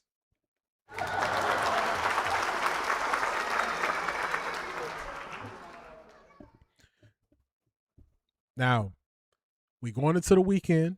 We saw what's happened this week. So protect your peace, protect your mentals, as Marshawn Lynch would say. Be careful what you consume and enjoy your weekend. So shout out to everybody for tapping in. Make sure you like, comment, subscribe. Let me shout out the support. Shout out to Shanithia. Shout out to Tessa for sending jewels. And also shout out to Laurie for sending jewels. I appreciate each and every one of y'all. Shout out to all the members. Real soon, y'all are going to see the benefits of being a member after the first game. Also, Patreon, y'all will see as well. For real. Some more fun. That's how I was looking. I'm looking like... So it's been real. It's been fun. I appreciate each and every one of y'all. Keep eliminating the gray. Enjoy your weekend. I will see y'all on Monday. Peace, everybody.